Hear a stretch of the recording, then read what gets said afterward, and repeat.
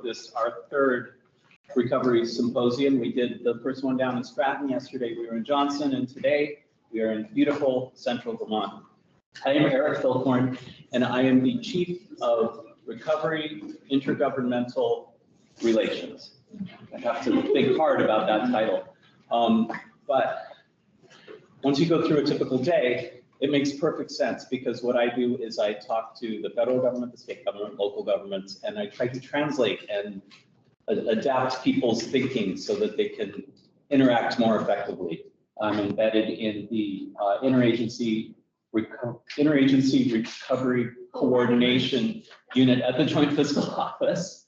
Learned a lot of new acronyms. So today we have a plethora of federal resources. I think everybody but Space Force is here, and they're going to be talking to you about the programs that they can offer, both disaster related and blue sky programs, which means any day of the year you can, and anyone can apply. And we're also going to have some other folks from the League of Cities and Towns. We're going to be hearing from the Chief Recovery Officer and the Regional Recovery Officer, because once you get through all the stuff these folks have to offer, you're going to think, how can I possibly take advantage of these things?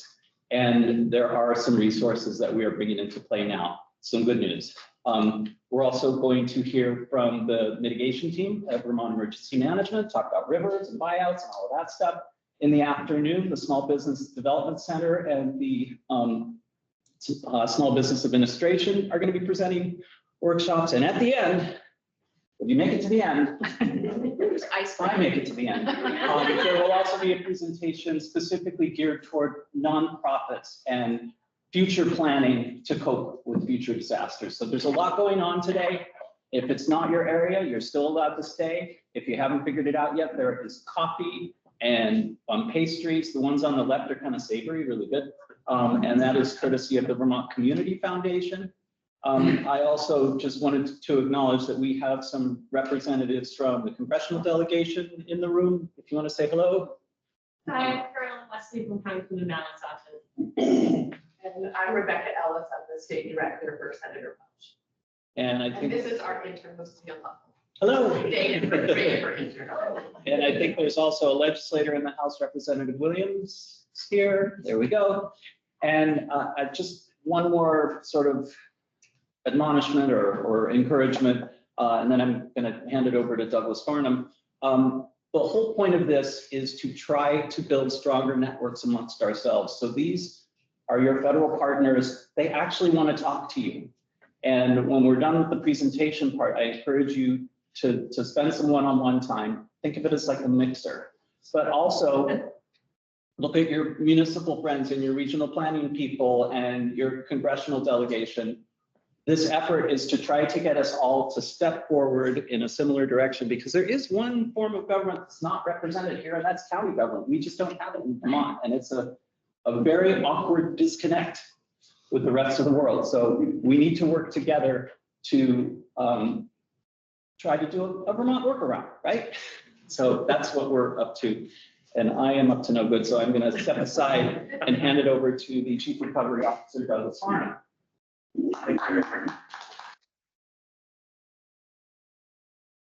So first, I'd like to thank all of our federal partners for pulling this together, for the Interagency Recovery Coordination Team for bringing this group together. I think it's sometimes challenging enough to have the right conversation with the right person, but having FEMA play that hub and pull the other agencies in, and a lot of them already wanted to engage with us, right? But it makes it easier for them to engage with us as well through this process after the disaster. And of course, thank all of you for coming in today.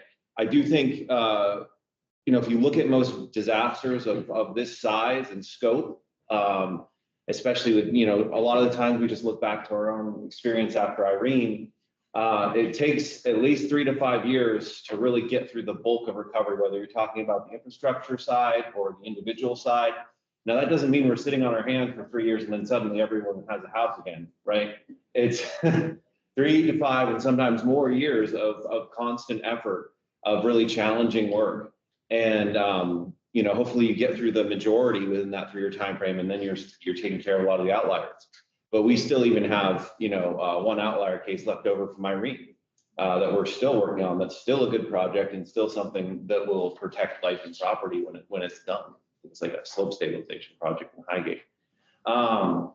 So it's really important to get in the room every once in a while, have those connections. So I really appreciate all of you taking the time out of your work days, out of your,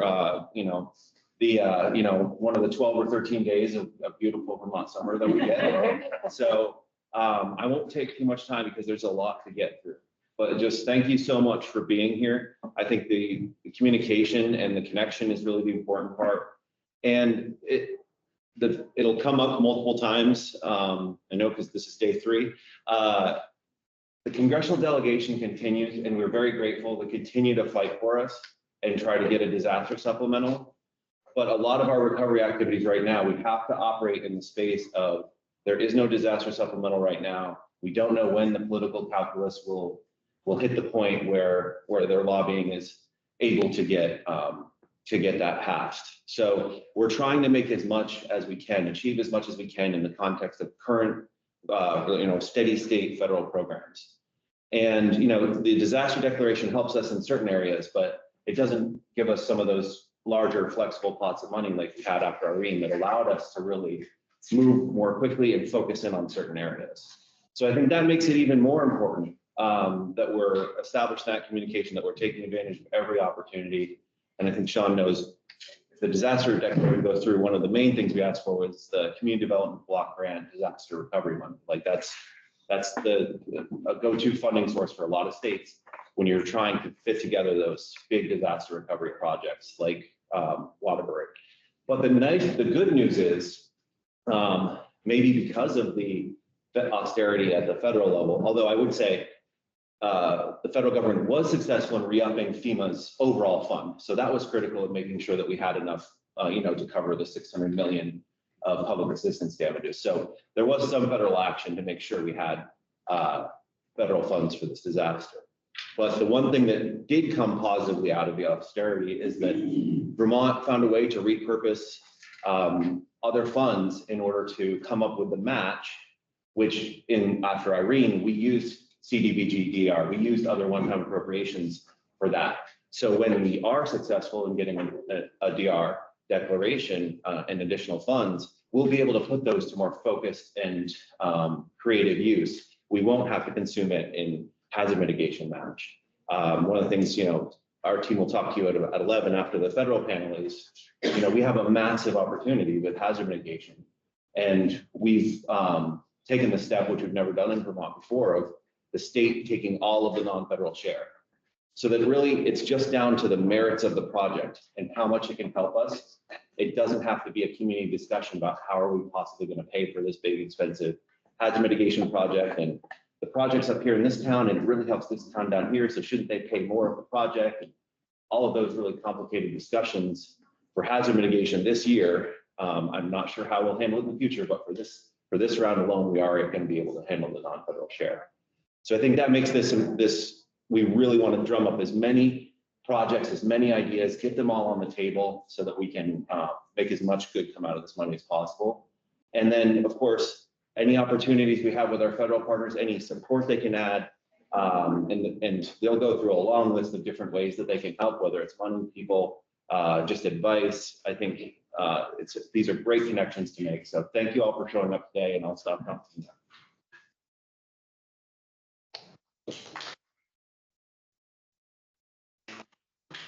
So we're going to start our parade of federal resources. I did, as I was acknowledging officials in the room, fail to acknowledge the fact that the Secretary of State is staring me.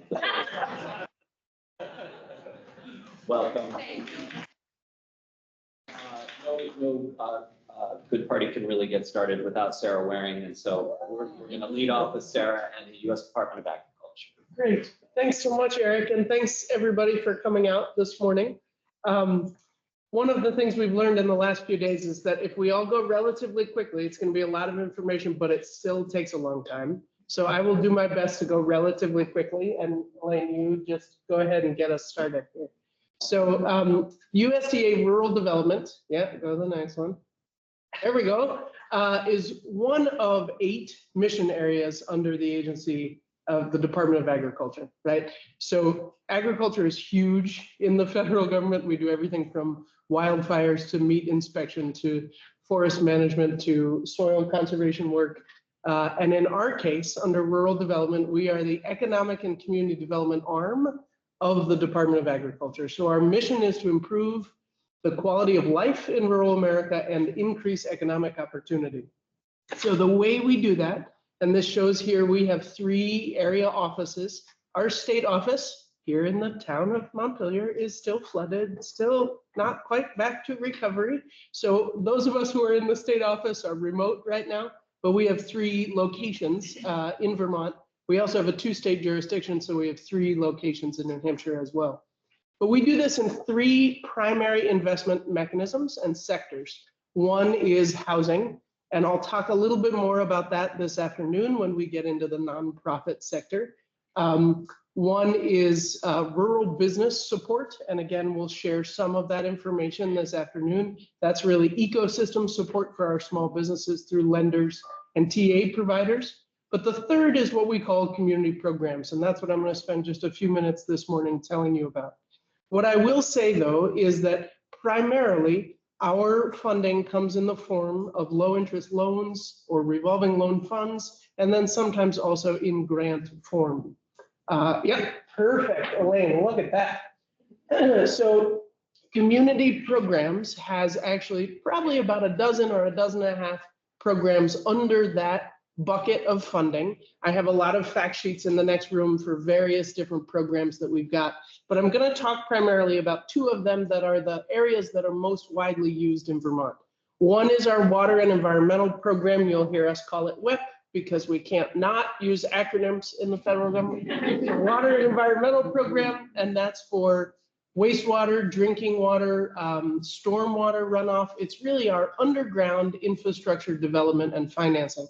And we do it often in conjunction with the State Revolving Loan Fund at DEC, with the Municipal Bond Bank and other partners who help build that capital stack for the really expensive underground infrastructure that a community needs, either when it's trying to expand or when it's out of compliance and needs to simply come up to standard. The other program that I'm going to talk a little bit about is called Community Facilities Loan and Grant Program. That list of sectors of our economy and our community life really give you a sense of the variety of the portfolio that we can finance. So we work in this community facilities sector with anyone who is serving the general public. Anyone who is serving the general public, childcare, healthcare, education, arts and culture, libraries, community centers, food systems work if it is run by a nonprofit, et cetera. Go ahead, Elaine.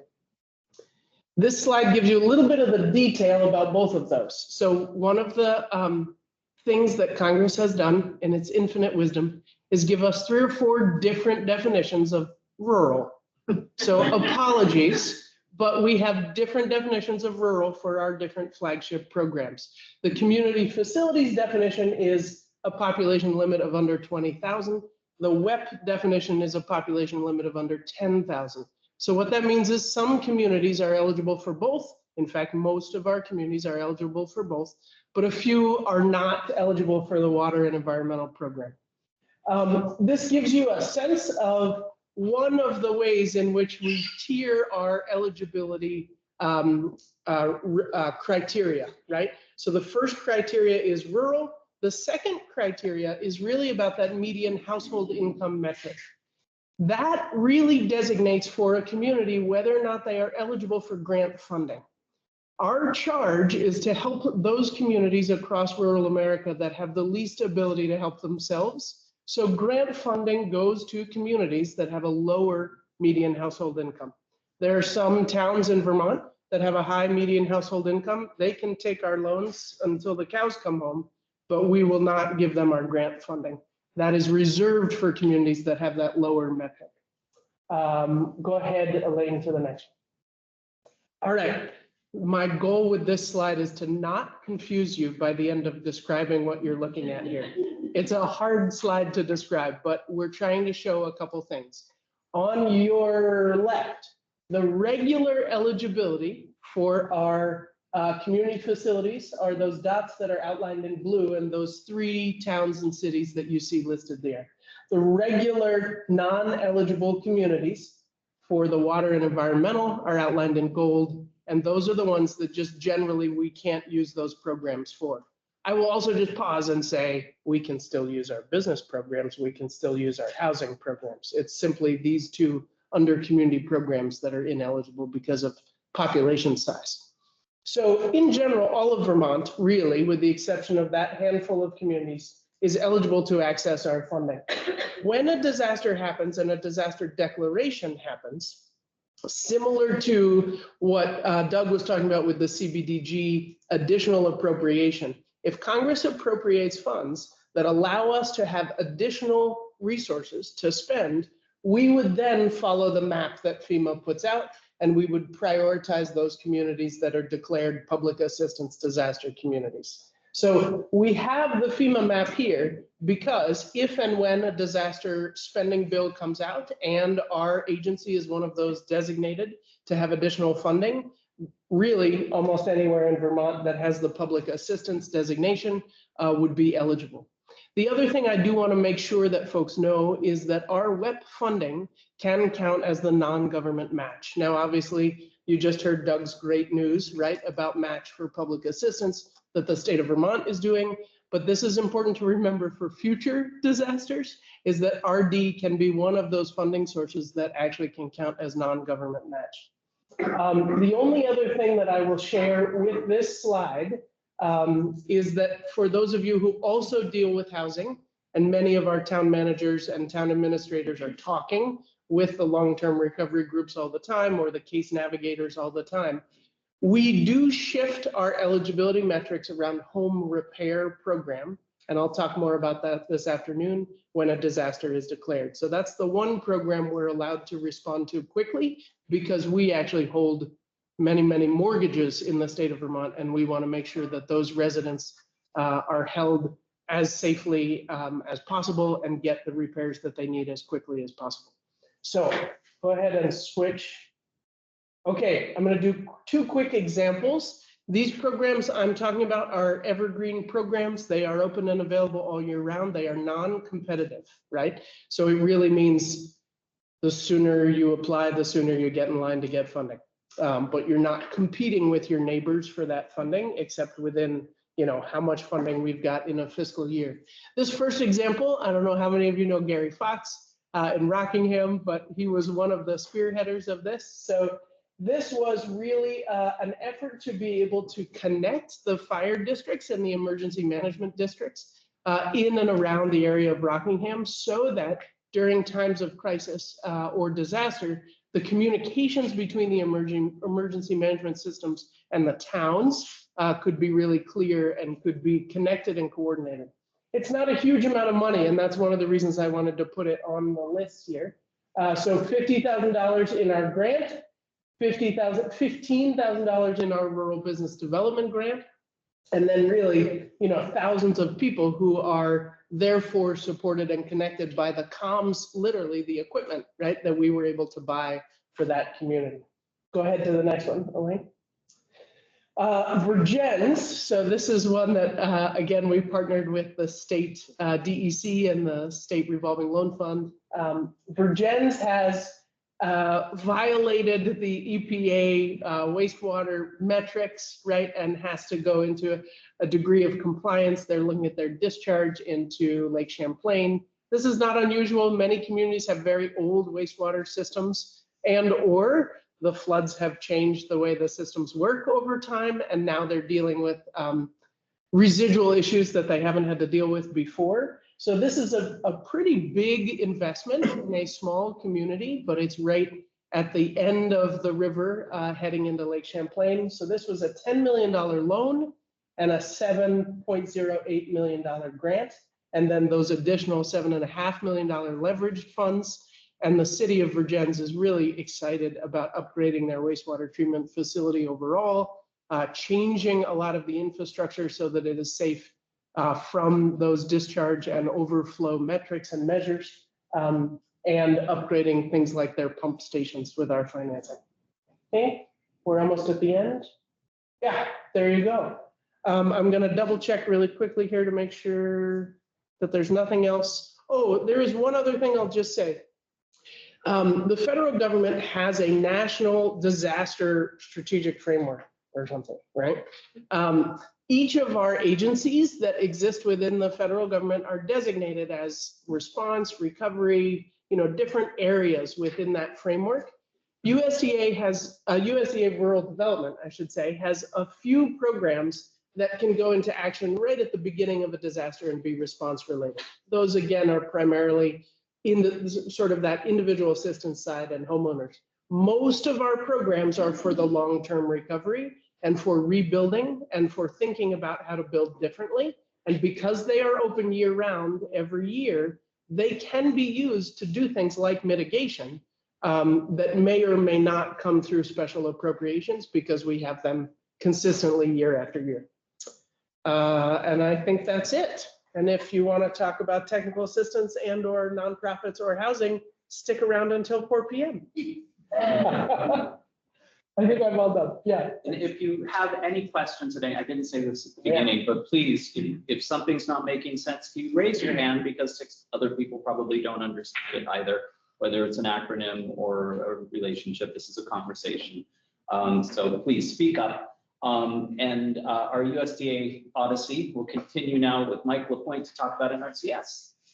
Good morning, I'm Mike LaPointe. I'll start with soil conservation in 1990. I've been doing EWP since 1997. I'm a civil engineer and EWP program manager for NRCS in Vermont. Go to the first slide, please. EWP, it stands for Emergency Watershed Protection Program, is one of the programs under our watershed operations. It's not a first response program, but we're the only non-federal or the only game in town for funding for private landowners, but we can't work directly with private landowners. All of our programs require a sponsor, which basically is a division of state or tribal government. In Vermont, as was pointed out earlier, it's the local towns. So the program doesn't function as well as it does in other communities where you've got bigger county government. The program is divided into 2 parts: EWP recovery, which is what will stabilize banks to protect the house or town road, and floodplain easement. We've never done a floodplain easement in Vermont. We had one community try, but Ben Rose at Vermont Emergency Management and their staff do the FEMA mitigation and resilient community so well that the community we were working with opted to go with their programs. The EWP recovery will protect the property that's an imminent threat, which means that it's going to be damaged or destroyed if something isn't done to protect it. It's not meant to repair or protect damaged property. You can go on to the next slide. Basically, property, which is key for this, is defined as an artificial structure permanently fixed to the land. Land itself is not eligible, so farmland, orchards, timber, it's not eligible for EWP recovery. The measures that we implement have to be economically and environmentally defensible. Economically means we can't spend more on a measure to protect something than the value of the property we're protecting. There are some social economic considerations we can throw in there to fund projects that don't meet this upfront the cost, but usually we can make it work. EWP assistance can't be used to repair or restore damaged or destroyed properties, strictly a protection program. Go on to the next slide. Typically, our program reimburses at 75%. In the 35 years I've been doing this, we've gone above 75% twice. After Tropical Storm Irene, we went to 90%. And for July last year, we went to 100%. Those are the only 2 times in Vermont we've exceeded 75%. The requirement of the program for recovery is the sponsor is responsible for the other 25%. In Vermont, typically the sponsor will transfer that to the local landowner that's benefiting from it unless it's a town road. How they do that is between the sponsor and the private landowner. The sponsor is going to be responsible for obtaining the land rights, which basically means getting the permissions to do the work. With EWP recovery, though, it actually involves, they end up owning the land after the property is removed. They'll furnish the cost share, obtain the permits. In the case of July of that last year, we're requiring that they contract engineering services. We just don't have the staff in-house to deal with 108 sites.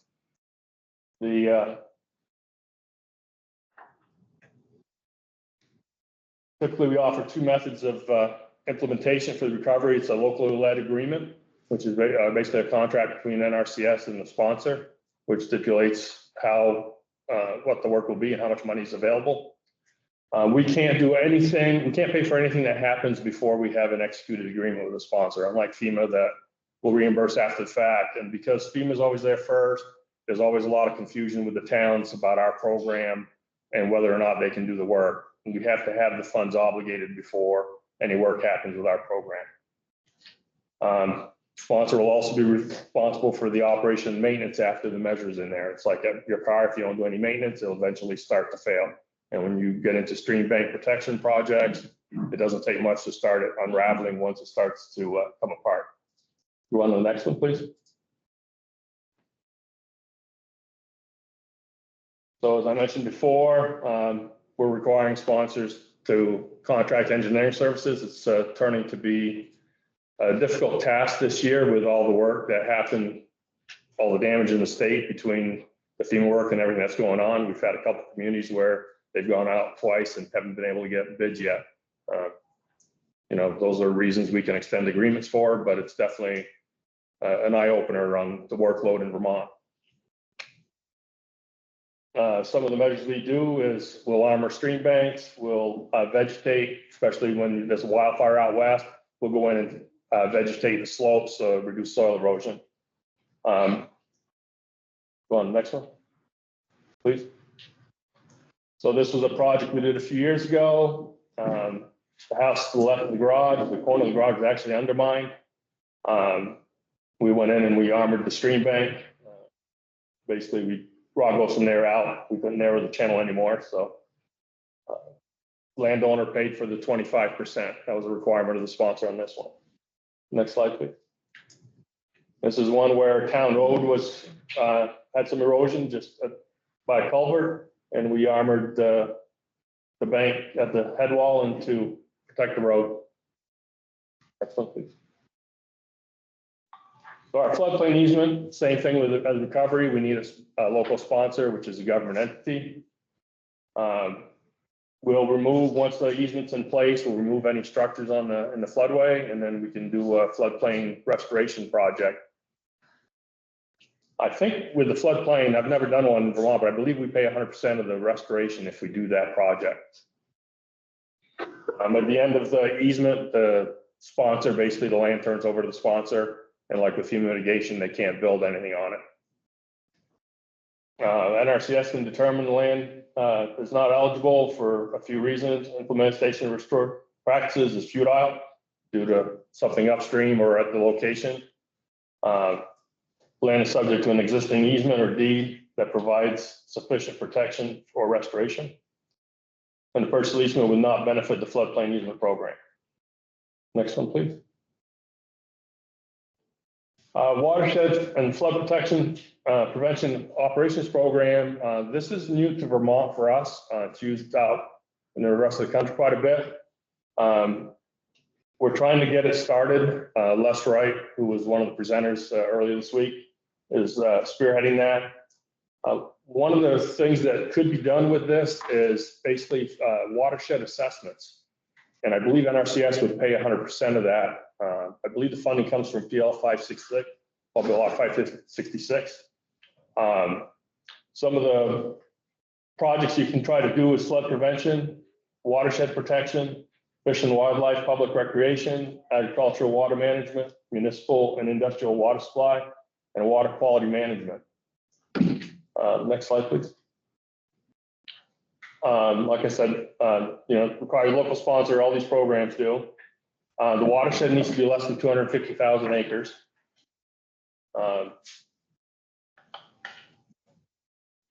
The WFPO process, the first part is the preliminary investigation and findings report. It's called the PIFR. Like I said, I believe we pay 100% of that, and basically that does the assessment, and they'll basically look at what happens if we don't do anything, and what are some of the options that we could do to benefit the watershed. It includes doing an environmental impact statement on what the proposed work is. If there's projects that are available, that we can move forward to the next phase and request funding. Like all the federal programs, it's a function of the funds being available. What we call the PIFR can take up to 12 months to do. The planning phase up to 18 months, and the design phase up to 2 years, and then construction, depending on what it is, anywhere from 2 to 5 years. The sponsor is responsible for a match on the construction piece usually. Next slide, please. So the measures install, prevent, and reduce flood and flood water. Measures should be reduce runoff, erosion, and sediment remove from properties, from floodplain, or reduce frequency and depth of velocity of flooding. That's where the restoration comes in. It can benefit, like I said, fish and wildlife, public recreation, agricultural water management, water quality, municipal and industrial water supply. Next one, please. This is a slide from Massachusetts where they've implemented projects down in the arm. It can be anywhere from a fish ladder to doing stormwater runoff to mitigate sediment and pollutants getting into the water. Next slide, please. If you have any questions, call Bob Thompson, who's the NRCS State Conservation Engineer. If it's EWP related, they'll tell you to contact me. We do, another key difference between us and FEMA to keep in mind with our EWP recovery is that unlike FEMA needing a disaster declaration, we do not. The state conservationist, which is the head of NRCS in each state, has the ability to declare a local disaster. In 2022, we did a project in Jericho. They were the only community to submit a request for assistance, and it was eligible, and we funded it. Travis submitted a request for a local disaster and was approved by Washington. When I work with communities, I typically recommend that you have any kind of damage after a storm or watershed event, contact us. You have 60 days to do it, and we'll come out and look at it. If it's eligible and Travis wants to do a local disaster, we submit it to Washington for funding. And if it gets funded, we move forward with the project if the sponsor wants to get into an agreement. Hi, Liz Sharp from Middlesex. We're working with you right now on that. Yes. On this program. It's great. You're super helpful to work with. Is it too late for other communities to do that because of the 60-day? Yeah, for that event. For that event, yeah. Okay, and then this WFPO, is that happening now, or that's something that? It is. We're still, like I said, we're just getting started with it. It's going to be a function of what's available for funding in Washington. But communities basically request a letter. I would contact Les to see how it works. But basically, you got to direct us towards what the issue is, the watershed. It's not going to be like the town of Middlesex has got problems. You need to identify what the concerns are. And then we submit a request for funding for the PIFR. And if it gets approved, then we contract to have that part of it done.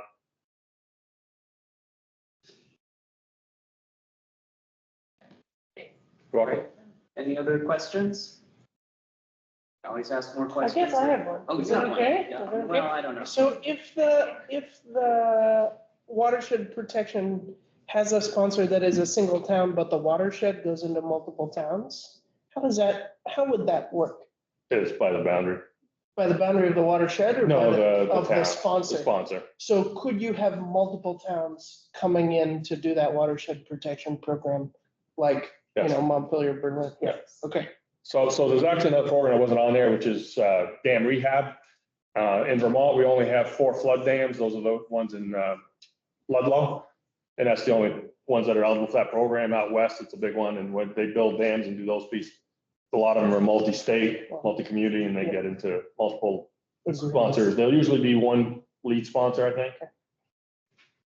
Thanks. Okay. Hi, you talked about that you pay for the assessment. Do you conduct the assessment or do? We contract it. You contract? Typically, or at least the ones that we've been doing, we use a national IDIQ contract. So basically, the national office has already contracted some firms to do this kind of work across the country. And I think there's one for the Northeast, one firm on it. So if we were going to get a request and we get the funding from PIFR, the firm that we're working with would do the assessment. Jason had his hand up first, sorry. Thank you. You can score here. The program that you were just referring to, can private landowners be applicants? No, it's got to be through a sponsor, a government entity. And then the gentleman in the back. Would the regional planning commissions be sponsors in that program? They can. The issue that typically comes up with the sponsor piece, especially for recovery, is the 25% cost share. I was thinking of that. That piece of it, it's just, like I said earlier, when it's private land that's involved where we do the repairs on it, the town will usually transfer that to the private landowner, and they've got a better mechanism in place to do an agreement with them, and they usually have the capital at least up front to do some of it if need be. So a municipality could become a sponsor for a private landowner? Yes. But however, since we have new legislation that covers the cost share, does that count for those programs that you've got with the 25% cost share? I do not know. I guess that's a question for. This would be for Doug, yeah. Where's Doug? Yeah, the language,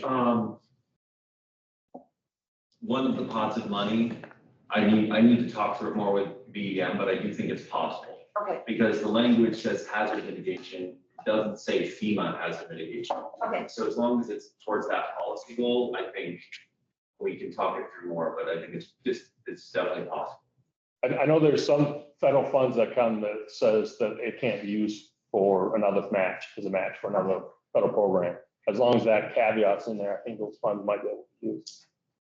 And Mike, the WFPO doesn't require there to be a nationally declared disaster. No. No. With the EFP, we have a 60-day window from when the event happened in the watershed for sponsor request assistance. That got good there for a minute. That's what I like. Questions this way, we're all learning and growing. It's fantastic. Sean Thomas has the easiest job in government. He just has to solve housing. Thank you. Hi, I'm Sean Thomas. I'm the State Director for the U.S. Department of Housing and Development here in Vermont. My office is in Burlington. And you know what HUD does. We house people who are seniors and disabled and working poor, giving out thousands of housing choice and special project-based vouchers across Vermont. We fund homeless service agencies and and shelters, and we're working to try to rapidly rehouse that population as quickly as possible with supportive services around them. We work with lead paint. We have a whole division on fair housing, which that looks at discrimination cases. But what you're here today to talk about is the Community Development Block Grant, next slide, please, program. And this year actually marks the 50th anniversary of the Community Development Block Grant program. It's been wildly successful across the country. Every state and many large cities and medium and even small cities get a special appropriation.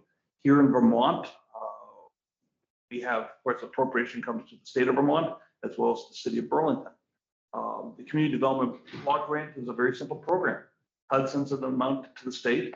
The state then sends out smaller grant levels out to communities across Vermont, to the Vermont Community Development Program. And when Sarah was talking on her slides about the population limits that they have, always remember, if you're in a community that is not eligible for USDA, you are then eligible definitely for CDBG to do those projects. The most important thing we're here to talk about today, though, is the Community Development Block Grant Disaster Recovery Funds. These are one-time appropriations. It's not obviously an annual appropriation, it's not a program. And the statutory authority is via individual supplemental appropriations. Ordinary CDBG regulations apply unless they're modified by Congress. They would appear either in the Federal Register or on HUD's own websites. Next slide, please. So the disaster recovery funds, they focus on long-term recovery efforts. They address unmet needs that other federal programs have not addressed yet. Funds supplement and fill remaining gaps. And CDBG-DR does not supplant other federal funds. When this appropriation eventually comes in from Congress, and I have no doubt that Congress won't pass a bill in the end. Fingers crossed. We want to get this money out to communities throughout Vermont that suffered during last year's flooding. And it's not an easy process to apply for CDBG funding. So strongly recommend that you start working with your local town officials to make sure you're ready, to start getting your plans ready, consult with the state ahead of time. They can be very helpful, but we want to get this money out to your communities as soon as possible. Next slide, please. The other thing I want to talk to communities about are HUD offers 2 technical assistance grants that are available to communities. There's the Distressed Cities Technical Assistance Program. Currently in Vermont, the city of Burlington and the city of Rutland are using funds to plan for their futures. It's a program that is open to communities of any size, and I'm pushing the limits here in Vermont on just how small of a community we can get to apply compared to the rest of the country. Suffice to say, they're amazed at what I've been able to do so far. Communities of 200,000 or 300,000 people. Thriving Communities Technical Assistance is another program. Thriving Communities is a network of federal programs across the span of government that provide assistance. HUD's TA assistance to Thriving Communities helps you to coordinate housing in your communities, and it's matched with either transportation investments or environmental investments or energy investments. Basically, we want to, if you want to create housing post-flood, and you also have infrastructure needs, or you have environmental needs that need to be remediated, you would bring together multiple programs, sandwich them together, and have a better plan for your community. Final slide is, I'm here to talk to your leadership. I'd really like to hear your questions and your thoughts. You can bring them today, or you can either email me or give us a call at the Burlington office. I'm here to serve you. With that, thank you. Yes, sir. Does this CDBG have a very big income requirement? Yes, so ordinary CDBG funds are based upon census tract information. We're looking primarily at low and very low income groups. That's who it's meant to benefit. Turn the back. Thanks, Sean. Just a question. One, the HUD office here in Vermont has provided the grantees that you mentioned in anticipation of the DR funds. We want to take some time. But any guidance on the pre-award cost capture? And then also with that, it seems pretty common, at least my experience so far across Vermont, that some of the in-kind match volunteer hours have not been necessarily captured on the FEMA side. Mhm. And if you could remark at all how that could be used to offset that requirement when the DR funds come out, assuming the state can provide the match and that gets passed through to others. Okay, to begin with, I'm going to be having conversations soon with the state of Vermont on preparing our towns for applying for DR funds. Actually, I've already talked to Vermont League of, I forget the League of Cities and Towns, thank you, about doing a training, just a general training on applying for CDBG funds, but I think we need to go a little bit further. So I definitely want to prepare everyone ahead of time. I couldn't possibly tell you what's going to be, what the amount's going to be and what's going to be in the bill at the time. That remains in the hands of the House and Senate and the President. Your question on the hours, though, I'm not really certain on those rules, to tell you the truth. That's something that I can look into, and if I get your contact information before I leave, I can get you an answer right away. Anybody else? All right, excellent. Catherine Trapani is next up. When Catherine's done, we're gonna take 5 to refresh our coffee, clear up the rest of the pastry trays, get the loo, whatever you need to do. So Catherine with the Economic Development Administration is up. Good morning, everyone. I'm Catherine Trapani. I represent EDA. We are a smaller agency. We have a smaller budget.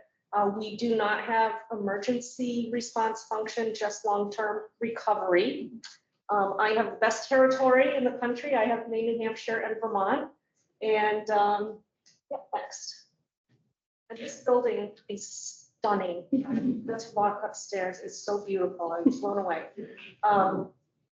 So Vermont is in the Philadelphia regional office. It doesn't match up to any other federal agency region, but there are 16 states and territories that goes Maine to Virginia, plus Puerto Rico, Virgin Islands, and DC. And that's important because so our core programs, this is like our annual funding that goes to the region. In fiscal year 24, we have $61 million for the region. And then if you look at that green wedge of the pie, that is money that is set aside for coal affected communities. So really Northern New England isn't eligible for that. So the $34 million that's left is kind of what we're talking about for our regular program. And we have public works, economic adjustment planning, and technical assistance. In addition to our regular program, there is a fiscal year 23 disaster supplemental. I'm just going to call that D23. And that is for disasters that occurred in calendar years 21 and 22. And I'll talk about that more. And I have a map of the counties and everything. Next.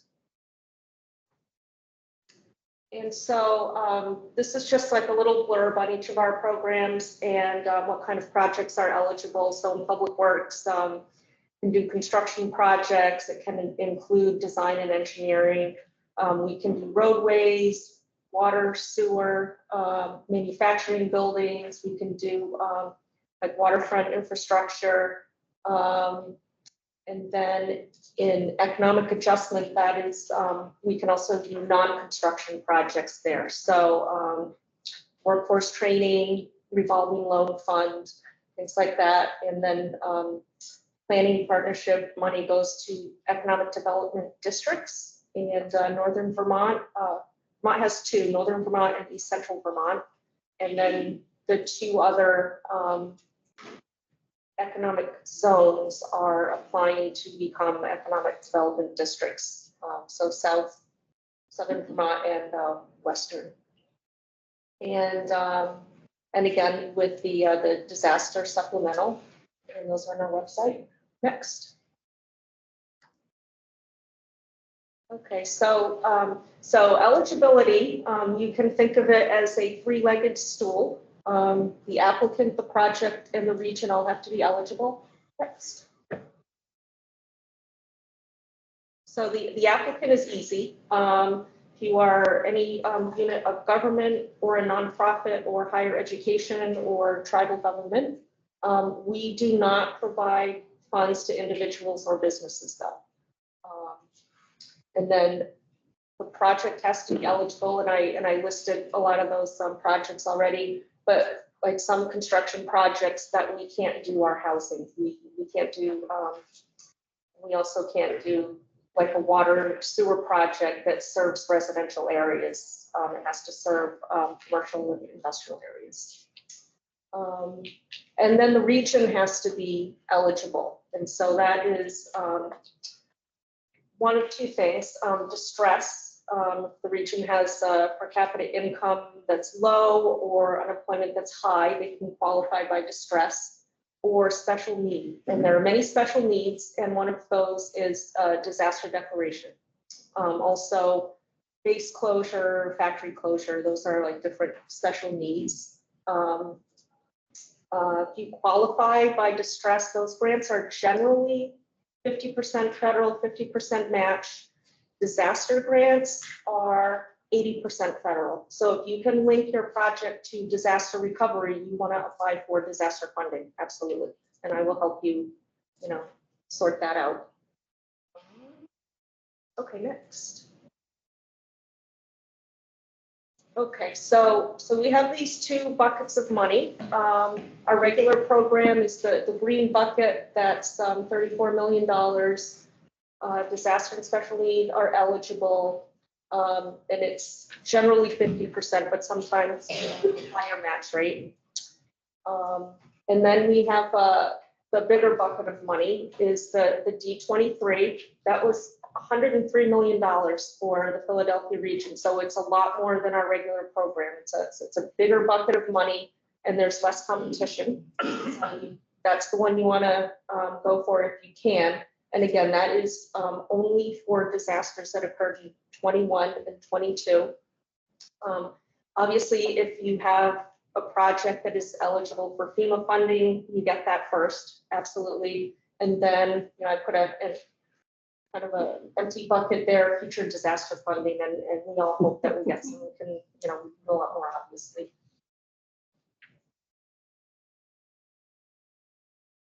Okay, so the regular program, every county in Vermont has a disaster declared for the 2023 floods. So you're eligible for our normal program. And next. So 10 of the 14 counties had a disaster in 21 and 22. So these counties are eligible for that, the big red bucket of money. And so, yeah, a lot of the counties in this region. Okay. Can I just clarify, when you say disaster, are you referring to like rainstorms or something we had in 21 and 22? Yeah, if you back up one, Elaine.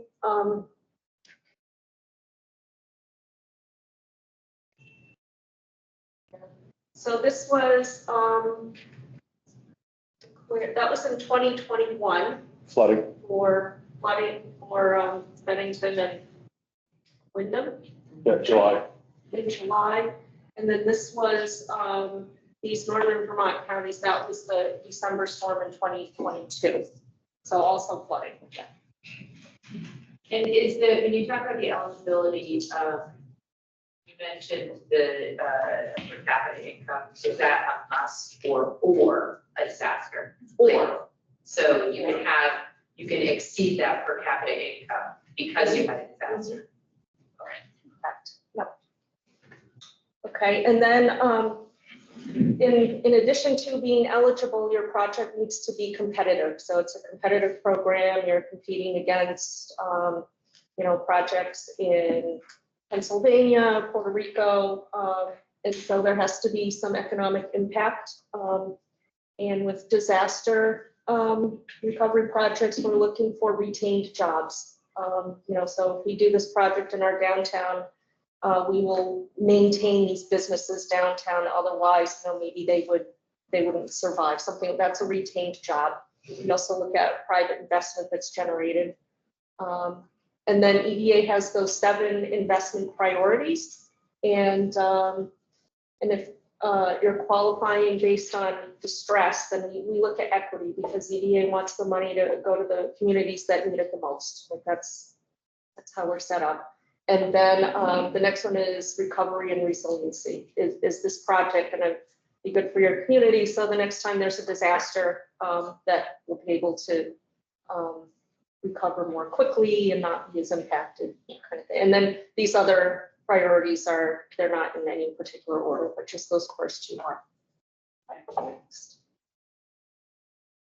And I hope that you can all see that. So following Tropical Storm Irene, these were projects that awarded in fiscal year 12, and it's a combination. There are different construction projects, non-construction. The smallest one was $35,000 for Waterbury to do a business plan. I'll just let you take a look at those. I was not at EDA back then. I couldn't tell you a whole lot about these. But if you're interested, like I can always go look them up for you and tell you more. Absolutely. Okay, next. Okay, and these are projects that we have in Vermont right now. So Highgate has airport water and sewer infrastructure project that's in construction now, I believe. And then I was hoping that I would be able to announce a project. It's in the final stages of approval, and I'm not allowed to say anything yet, but there's something coming, hopefully the next week or two. We'll be able to, that's a D23 project. So Hardwick has a yellow barn renovation, it's a nursing facility improvements at Vermont State College. Brattleboro is doing comprehensive economic development strategy that was just awarded. And then Retreat Farm has the North Barn rehabilitation. And so like these are examples of place-based economic development. That's what EDA does. So what's right for Vermont is not going to be right, you know, for Florida or whatever. So, okay, next, please. That's it. So I have some brochures in the room next door. I have some cards. I want you to take some cards, give them to your friends, and we don't have application deadlines. And before you submit an application, please, please, please call me. Don't surprise me with an application, because I'm going to help you develop the scope and the budget and the match, and I will help you through the application. It's not that easy. Before I came to EDA, I was an applicant and a recipient. Like I know the drill. It's all the same forms, and I can absolutely help you with that. Any questions? Yeah, can I have a question comment? So there was a little bit of question about declarations, right? Yeah. Most of the funding follows presidentially declared major disaster declarations, although there are some fluctuations. USDA has their own ag decks that they can do, and SBA has other decks. So if you're curious, if an event was declared, you can go to FEMA.gov and it will sort by state and by year and tell you like which declarations and bring up a map of which counties were declared. The best thing to do is go to that agency and ask, are we part of that? And they'll help you go up. And then our disaster is like declared under the Stafford Act, so we don't have the other flexibility on the disasters. But thank you. I didn't acknowledge her existence already. Back here is Mary Kaczynski, who is the head of the Interagency Recovery Coordination Group at FEMA. And the way Doug Farnham is with numbers and budgets, she is with federal programs. She's the person who brings all these people together. Who you come to Mary with a question, and she says, oh, well, you need to talk to this person, and this person, and this program will work, and this program will work. And it just blows my mind on a regular basis. We have access to her for another month or so, but things get extended. You never know. So got any questions, you call me. I'll probably turn around and ask her. So let's just take a minute, refresh our coffees, and shake it out a little, and come back. Try and make it a 5-minute break. It'll probably be 10, but.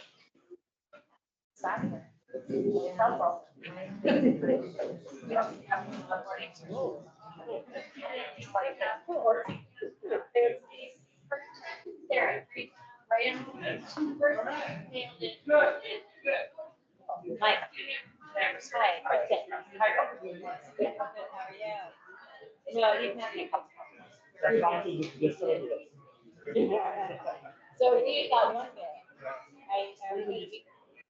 Well, you talk to Travis. Concerns with it is one test.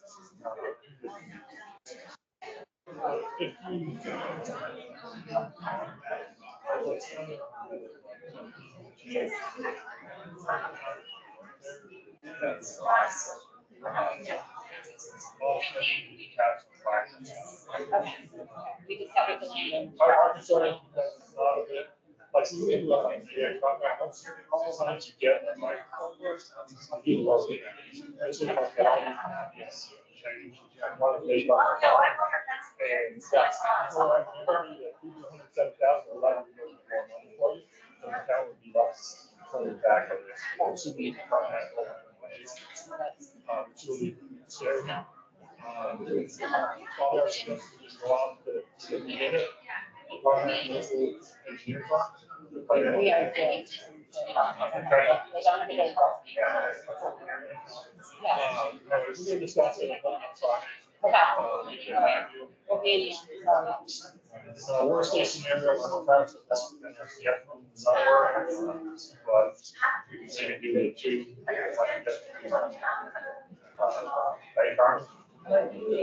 Water Street. Outside of our. Yeah, the other two are. Especially the. Less worried about that one. And the little hospital, like. What they present for price now, we got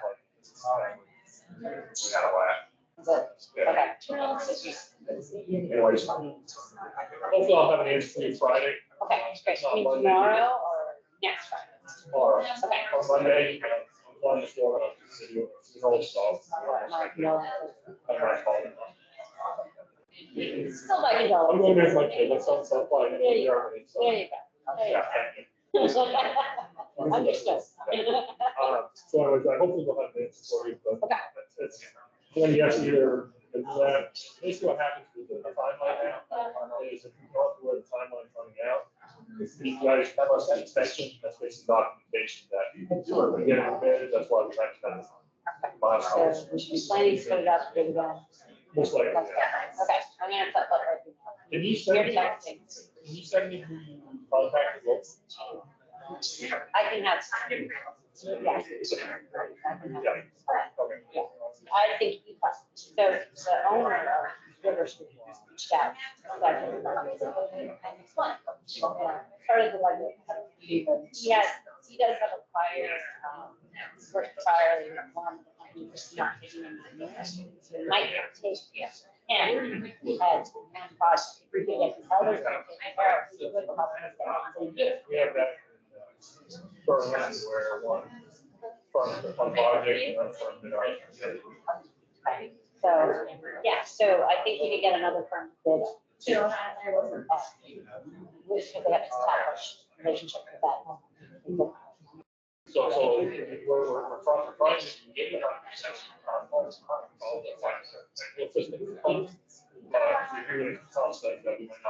Oh, yeah, we know. But if we could get you guys to do the angle, we could do technical for the bank loan, we could, Yeah. we could bring the fund in. Yeah, but I was hoping my boss is in the office. Or protest about this. I'm hoping to have a conversation with. Okay. Like this, internally, I think I'll be able to go.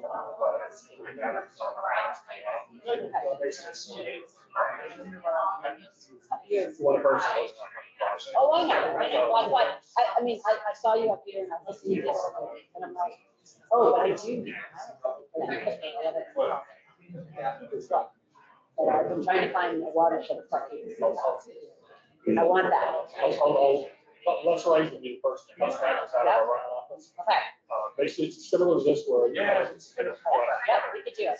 We could do it. Or have it, we want to buy out, we really want to study what can you do in the back for you.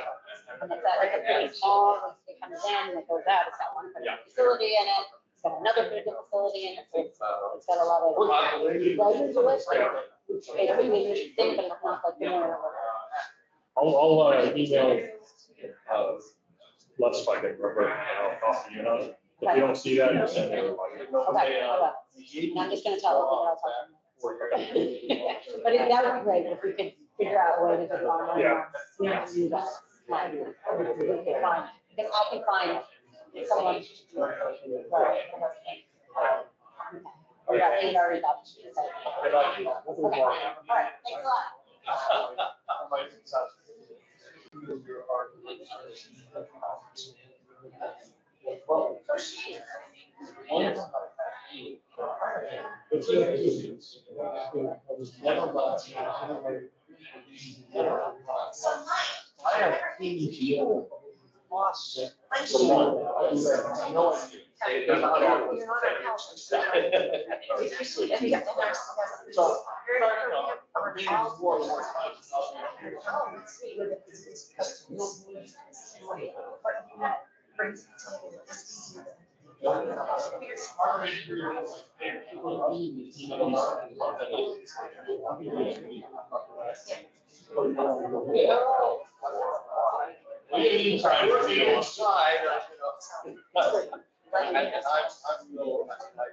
They wanted to see. So I talk about, you'll be glad to do projects that you have to focus. I just did. Yeah. You guys have a little bit more, in the weeds, I lived down there,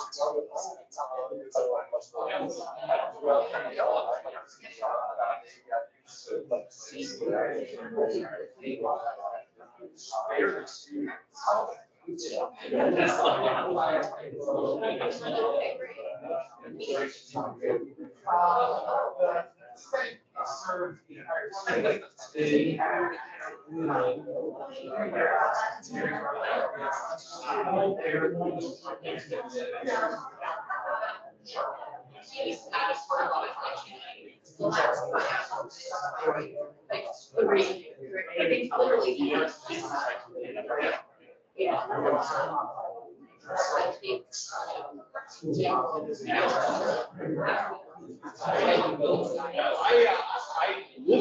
never.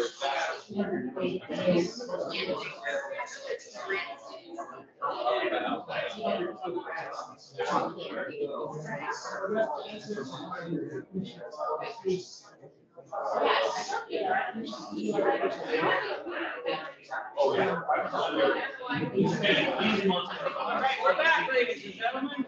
Sort of, almost.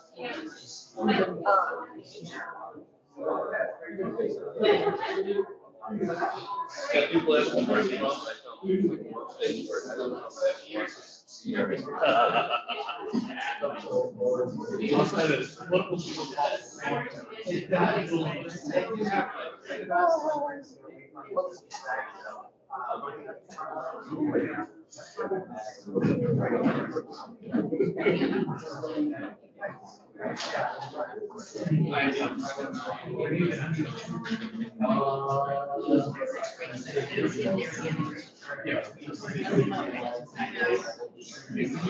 You know, the downside of giving everybody a break is getting everybody back. You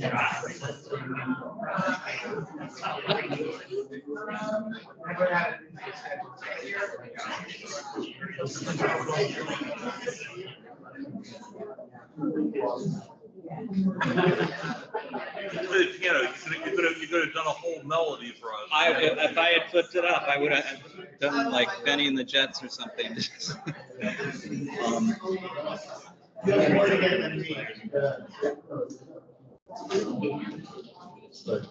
Okay, everybody, no better way to get people back to my. Oh, yeah, that's your there if you want it. Okay. Okay. You could have remained incognito for a little longer, but people were wondering. Hi. Okay, we're back, everybody. The cavalcade of federal resources continues for the Department of the Interior. You know, it's funny, in other countries like Department of Interior, sometimes that's like the secret police, you know? So, but I don't think David Baylor is that. He is a Red Sox fan. So, David, why don't you just procade it, Nonya? Okay, well, I have a confession to make. And that is, my wife groans when I have references to how I grew up in the 60s and the 70s. And, you know, it's like, you're so old fashioned, you know, all my references and phrases and stuff. And, you know, I came to realize when I was at the bar last night talking to this guy, he's about the same age. And I said, you know, the problem is this. I'm a 20th century man. I'm living in the 21st century. And that's just the way it is. So for those of you who are older, I commiserate with you. You younger people just gonna have to wait for us to move on. All right, so as part of that, people can filter in here and my wife is groaning right now listening to me. But to go back, you know, when I was a kid, we had Mother Goose stories my mama tells and stuff. And I remember vividly when she told me about Humpty Dumpty. And I was shocked. I was traumatized, the consternation that, you know, he fell off the wall and nobody could put him back together again. And I thought last night, well, these disasters are kind of like these Humpty Dumpty events. But I want to tell you, it's not that bad. When we work together, we can pick up the pieces, and it requires federal government working with the state government, working with local government, with the morass of different things. I mean, this is really what federalism is all about. It's the funneling of authorities, responsibilities from the federal government down to the state, to the local government, and a funnel also of money that comes with strings attached to accomplish these national missions. Now, what's most important is local. All politics is local. All disaster recovery is local. And you guys are working hard to try to make sense of how you put these pieces together. And I just want to say, we have to work together. And we want to make it easier for you to access the resources you need to recover. Okay, so please connect personally. Don't just do it on a text or email. I mean, try to connect personally and talk to your leaders in state government. Talk to the people who are here from your congressional staffs. They are key. They need to hear what you need and what you think. You have the best ideas. You're right there on the ground. Okay, and you know what may or may not work a whole lot better than I do. I'm retired. People said, well, what are you doing? I said, well, I'm recovering. They said, what do you mean? I said, I'm a recovering bureaucrat. Well, they called me back because I just can't stay away from this stuff. But, you know, the reason is we have government to try to help people solve problems. Okay, so that's my introduction. I do want to say that Vermont is a special place, and half my family's from Vermont. They don't talk as much as I do. But, you know, Vermont pride. I mean, you love living here. And Vermont is beautiful. It's absolutely beautiful. And, you know, you honor history. You honor the cultural things that made Vermont, Vermont, including how you speak and what you do and how you think and how you work together or not, how you respect each other and their privacy. And, you know, you protect the cultural heritage of the state. You have the first bottle bill. The Stafford Act is named after your governor and senator to help people recover when there's a disaster. Your stewardship of natural resources is exemplary. You're a leader in that area as well. And this is a crisis, but it's also an opportunity for you to try to get some fixes that recover from the last disaster, but also prepare for what may be coming next. And you guys are going to have a lot of rain in the future. You've got narrow valleys, you've got hilly areas. A lot of people left because it's tough to scratch out a living farming here. They moved west to where there's better land. People have stuck it out and have a lot of resilience. So you have a lot going for you. I'll do one more joke before I get into my presentation. There's a Texan who had a Vermonter visiting down in Texas. The Texan was just bragging and saying, oh, we're the biggest state. You know, we got this, we got that, blah, blah, blah. You know, so hell, you know, we probably have a lot of counties that are bigger than the state of Vermont. And, you know, after a while, the Vermonter said, well, that's all true, but there's probably no county that if you didn't put Vermont down in it in Texas, it would be a better county. I want to honor Vermont and your resilience. Okay, so with the cultural and the natural resources, that's what makes this place special, that and the people. And you know it, that tourism, people want to visit Vermont. That's a big economic engine. So it does speak back to your values of the cultural resources and the natural resources, taking care of them and showcasing them. That's what people want to see. They want to see what it used to be like in a way. It's also like recreation. You've got incredible spaces for recreation. So I guess I want to go to the first slide, which is right there. The Department of the Interior, we do natural and cultural resource programs and disaster recovery work. One of the key ones is with cultural resources, the National Historic Preservation Act. You have a state historic preservation office here that does incredible work. It gets funded 60% by the federal government, National Park Service. And all of the requirements of the National Historic Preservation Act are implemented by your state historic preservation officer. You should be talking to her or him. I'm not sure who that is. I think it's a her, right? Okay, so Laura, okay. Again, I'm sorry, I can't remember her last name, but anyways, that office, it figures out what properties are eligible and should be listed on the National Register of Historic Places. Okay, very important recognition. It surveys and inventories properties around the state. You know, it also administers like historic tax credits when a private owner of a historic structure wants to fix it up or buy a historic structure.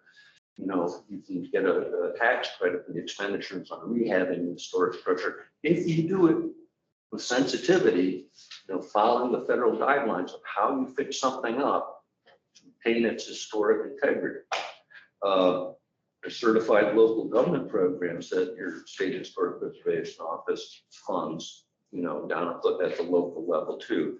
Of course, there's review and compliance to make sure that, you know, you really do take care of these properties for the collective good, so people can see and feel what the history of the place is about. Next.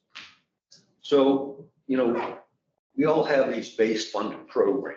Lots of times it's competitive between states and between projects and this and that. And there are different deadlines. I mean, you're going to be in a thicket, a jungle of all these different possibilities. Where do you put down your effort?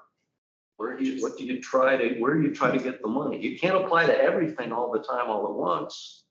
So work together with the people who understand the programs. Grants.gov is your dashboard. I think that refers to automobiles, but I guess it changed. Now it's computers. Go to grants.gov and you can find all sorts of programs that may be of interest and of help to you. Next. So the Congressional Emergency Supplemental Appropriation legislation, it hasn't passed yet. Hasn't passed. I'm sure that your state leaders and your congressional delegations are working on it. And this is an opportunity to get a surge of money targeted directly to Vermont, directly to this disaster. Many times what they'll do is they'll funnel the money through existing federal programs.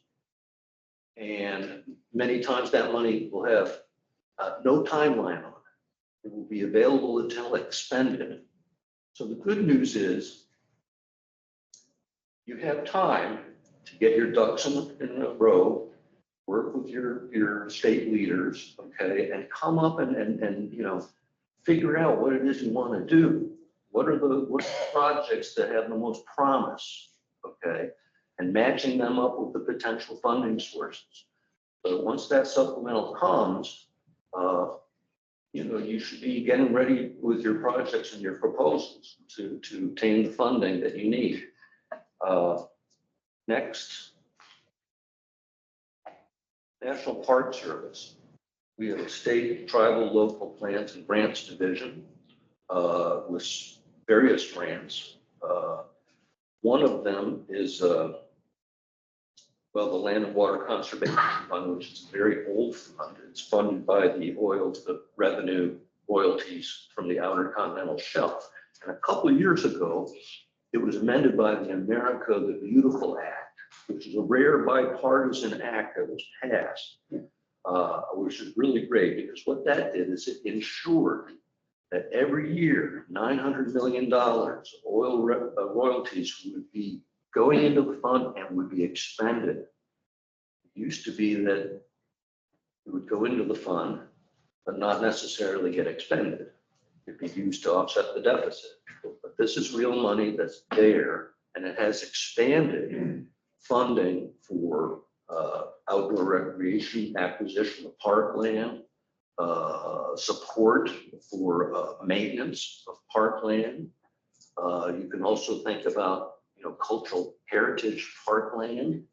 I mean, you have the ability that there is money there every year, and many times a congressional emergency supplemental appropriation will say, oh, and here's 50 million for the Land and Water Conservation Fund to fund recovery for, say, Vermont.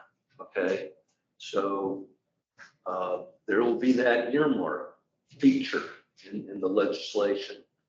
But this is one thing to think about. I mean, when you've got floodplains, I mean, maybe instead of having houses there, it could be a park and help slow down the water. Maybe there could be a park further up in the watershed that can protect your town lower in the watershed. And that's what's really tough here is, you know, you got all these little towns. Do they work together or do they just oppose each other bitterly when they play football? Okay, in Texas, that's how it is. Vermont, you have an opportunity to work through the watershed and work with people that you don't usually work with locally to come up with some plans. And I'll bet you if you can do some joint projects, that it'll make it easier and more effective for the disaster recovery effort in terms of guarding against future floods. And the hazard mitigation program, I mean, we've got the money set aside that the state is going to administer for those sorts of grants that can help protect against future flooding. Not only help repair what got damaged, but help look forward in the future. You may have more of these events. And with global climate change, we're seeing more drastic exacerbations of extreme weather events and frequency. So this is the time to not only honor the past and take care of what you have now, but look to the future. And the way we got to do is we got to work together to do that. Okay, so the Land and Water Conservation Fund, lots of times it's there are grants given to the states by the National Park Service. But again, if it's a congressional supplemental, it'll be earmarked for Vermont, that certain amount, looks like. But anyways, lots of times it's a matching grant from the federal government to the states. And I'm not sure what this supplemental may have, but it may not be matching. I don't know. But again, talk to your leaders, find out what the parameters are, what the plans are, so you can craft your proposals. Next, Outdoor Recreation Legacy Partnership Program. This is a kind of a tweak on the LWCF, Land and Water Conservation Fund, where there are grants that are given out to help economically disadvantaged urban communities with no or almost no access to publicly available close by outdoor recreation. I think, Sean, you said the only urban area is Bennington and Burlington. Okay, so luckily we have the Department of Agriculture that's looking out for rural communities there. Next, we have civil rights grants for African American communities that can help protect and preserve areas that are of historic significance. And then the Paul Brund Historic Revitalization Grant Program. Well, he's from Vermont, or he was from Vermont. So, I mean, this is the grant that is designed not for urban communities or park financing, or not financing, it's grants, it's money to create parks, but it's for rural communities. And it's to help, rehabilitate historic buildings in those rural communities, which is pretty much all of Vermont except for Burlington. And, this can help with match with, say, hazard mitigation funds or whatever to protect those downtown buildings that flood. Okay, so this is an area, this is a grant that you really want to be looking into. And we can connect you with National Park Service, your State Historic Preservation Office, though, is really the place to go first. Okay, because they're the ones working probably with state government and your congressional that are coming up trying to figure out, well, where are the best, most promising projects? So you need to talk to them. Okay, next. We, at the National Park Service, we have this laboratory. It's the National Conservation Training and Technical Preservation Center. We call it NCTC. And if you look, that doesn't really match up with how many words are in the title of that place. And the reason for that is the Secretary of the Interior doesn't want acronyms more than 4 letters. So it's NCTC. Now, that's good because we all have to deal with a lot of TLAs in our life. 3-letter acronyms. So this one is a 4-letter acronym. So take a note of that. Now, these guys and gals, they're experts on how to restore stuff that no one ever tried to fix because it looked broke, but it's old stuff.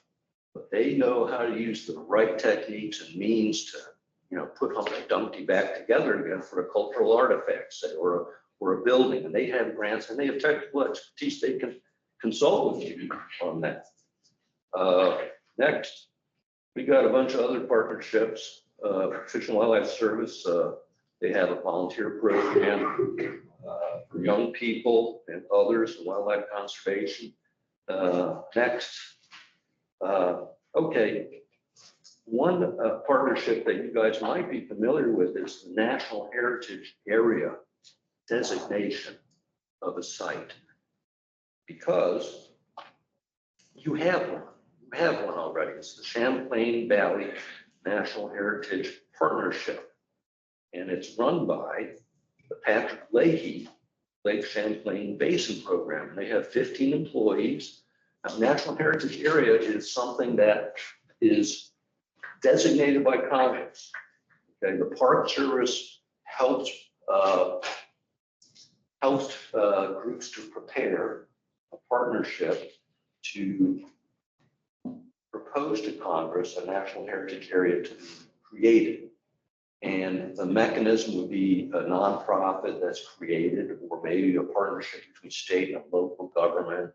But what it does is it showcases the natural and cultural treasures of a particular area that gives it its unique cultural landscape.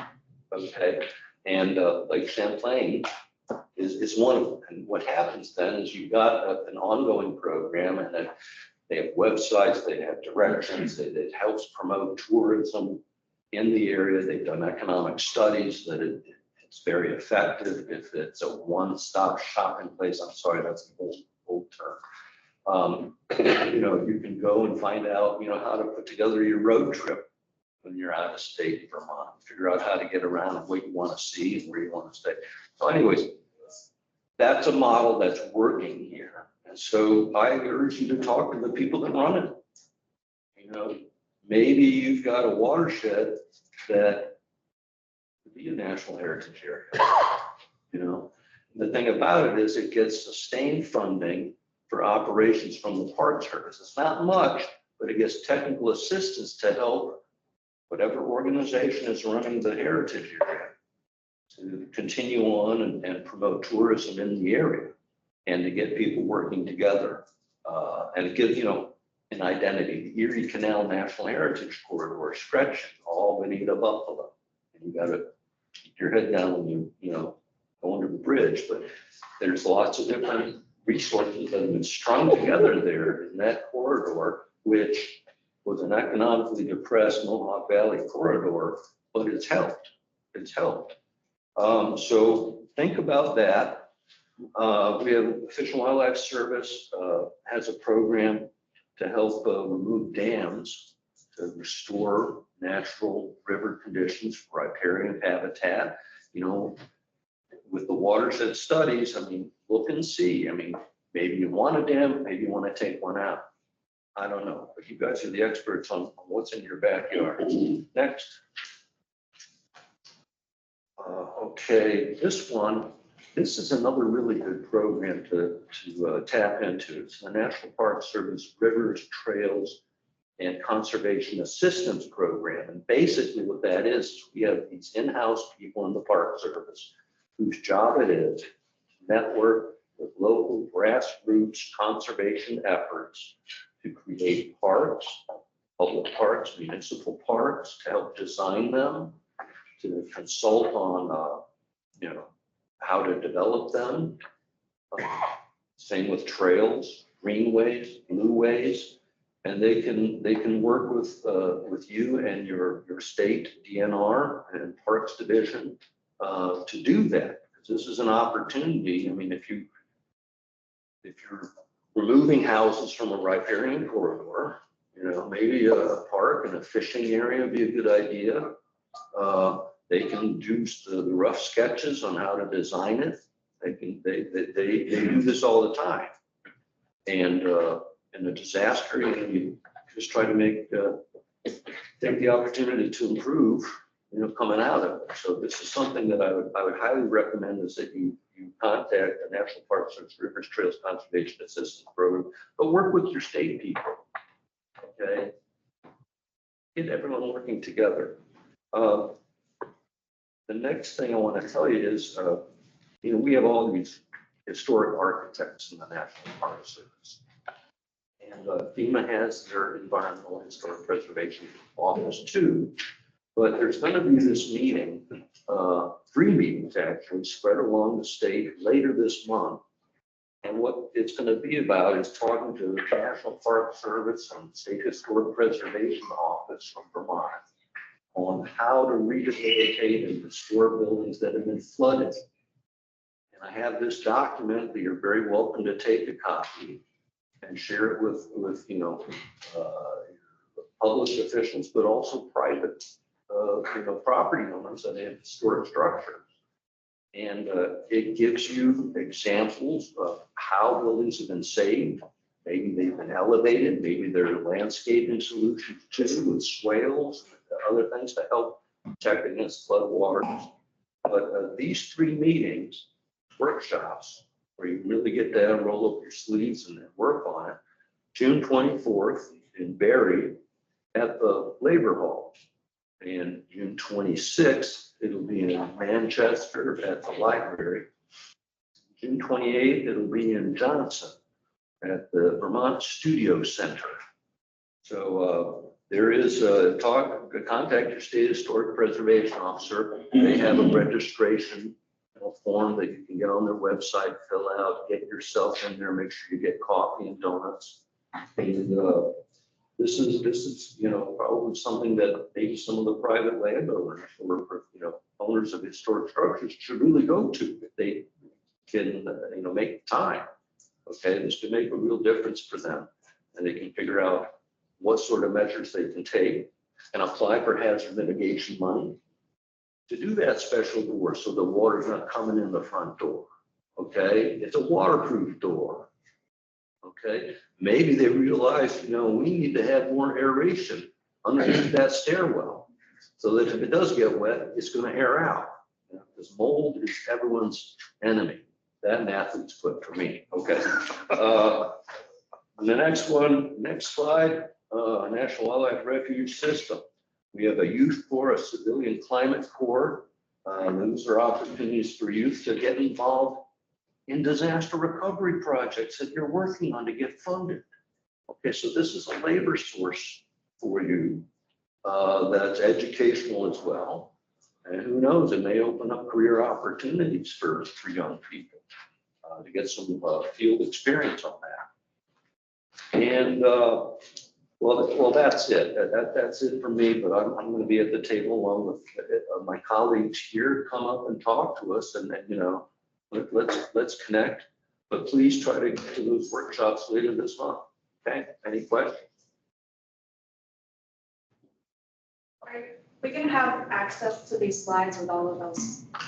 Excellent opportunity for me to make an announcement. If you registered, we have your email address already. If you were a late sign-in, please get your information to someone at the front table. We will be sending out the slides and also a link to the recording of today in case you want to relive it all. So yeah, just get your information and yes.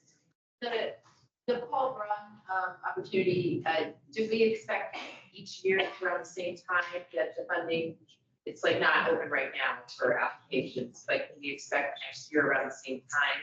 I think so. I think they've established the schedule, but the thing is, if there's a congressional emergency supplemental legislation, it may say, use this program, the Park Service, and there may or may not be congressional language, you know, saying you should administer the program this way. Maybe, I mean, I don't know your delegation if they're gonna be able to write into the legislation for certain watersheds. And that's been done in some past disaster supplemental legislation where Congress says, yeah, use this existing program, but use it to help this area. Okay, so work with your legislative staff on that. That's me. Oh, okay, well, there you go. No, kind of down. Look at some of the past disaster supplementals and it'll give you a flavor like okay. Example, I worked on Hurricane Michael, disaster recovery in Florida. They lost all this timberland. And that was people's, you know, savings went down with the timber that fell down through that giant hurricane. Well, the delegation got language written into the disaster supplemental to classify timber, in this case, for that money from that bill, as an agricultural product. And in doing so, they open up all these agricultural subsidy programs, you know, insurance programs, assistance for people to recover and replant the trees. Okay, so Congress can do whatever it wants. And they can tweak and write things into a special bill like this.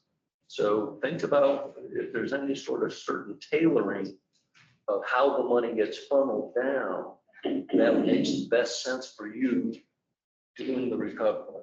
I'm gonna make a comment about the budget, right? And for the sake of time, we do need to move on, but the FEMA team will still be here and the state team is gonna continue on forever, right? And there's a couple of tools that we have that include access to the disaster resource library. That team, both the state and the feds together, are gonna use that, monitor it. It lists all the new notices of funding that come out. So certainly if there's a disaster supplemental, if the fund that you're talking about, the preservation plan, gets funded and it's time for the notebook, we're gonna put that out and share that information with DLCT, with some of the state agencies, so that you can use the networks that exist in Vermont so that you know, hey, this came open, you guys might want to pay attention. In the meantime, be thinking about that program and what the requirements are to make an application so you can get ready when the application comes, right?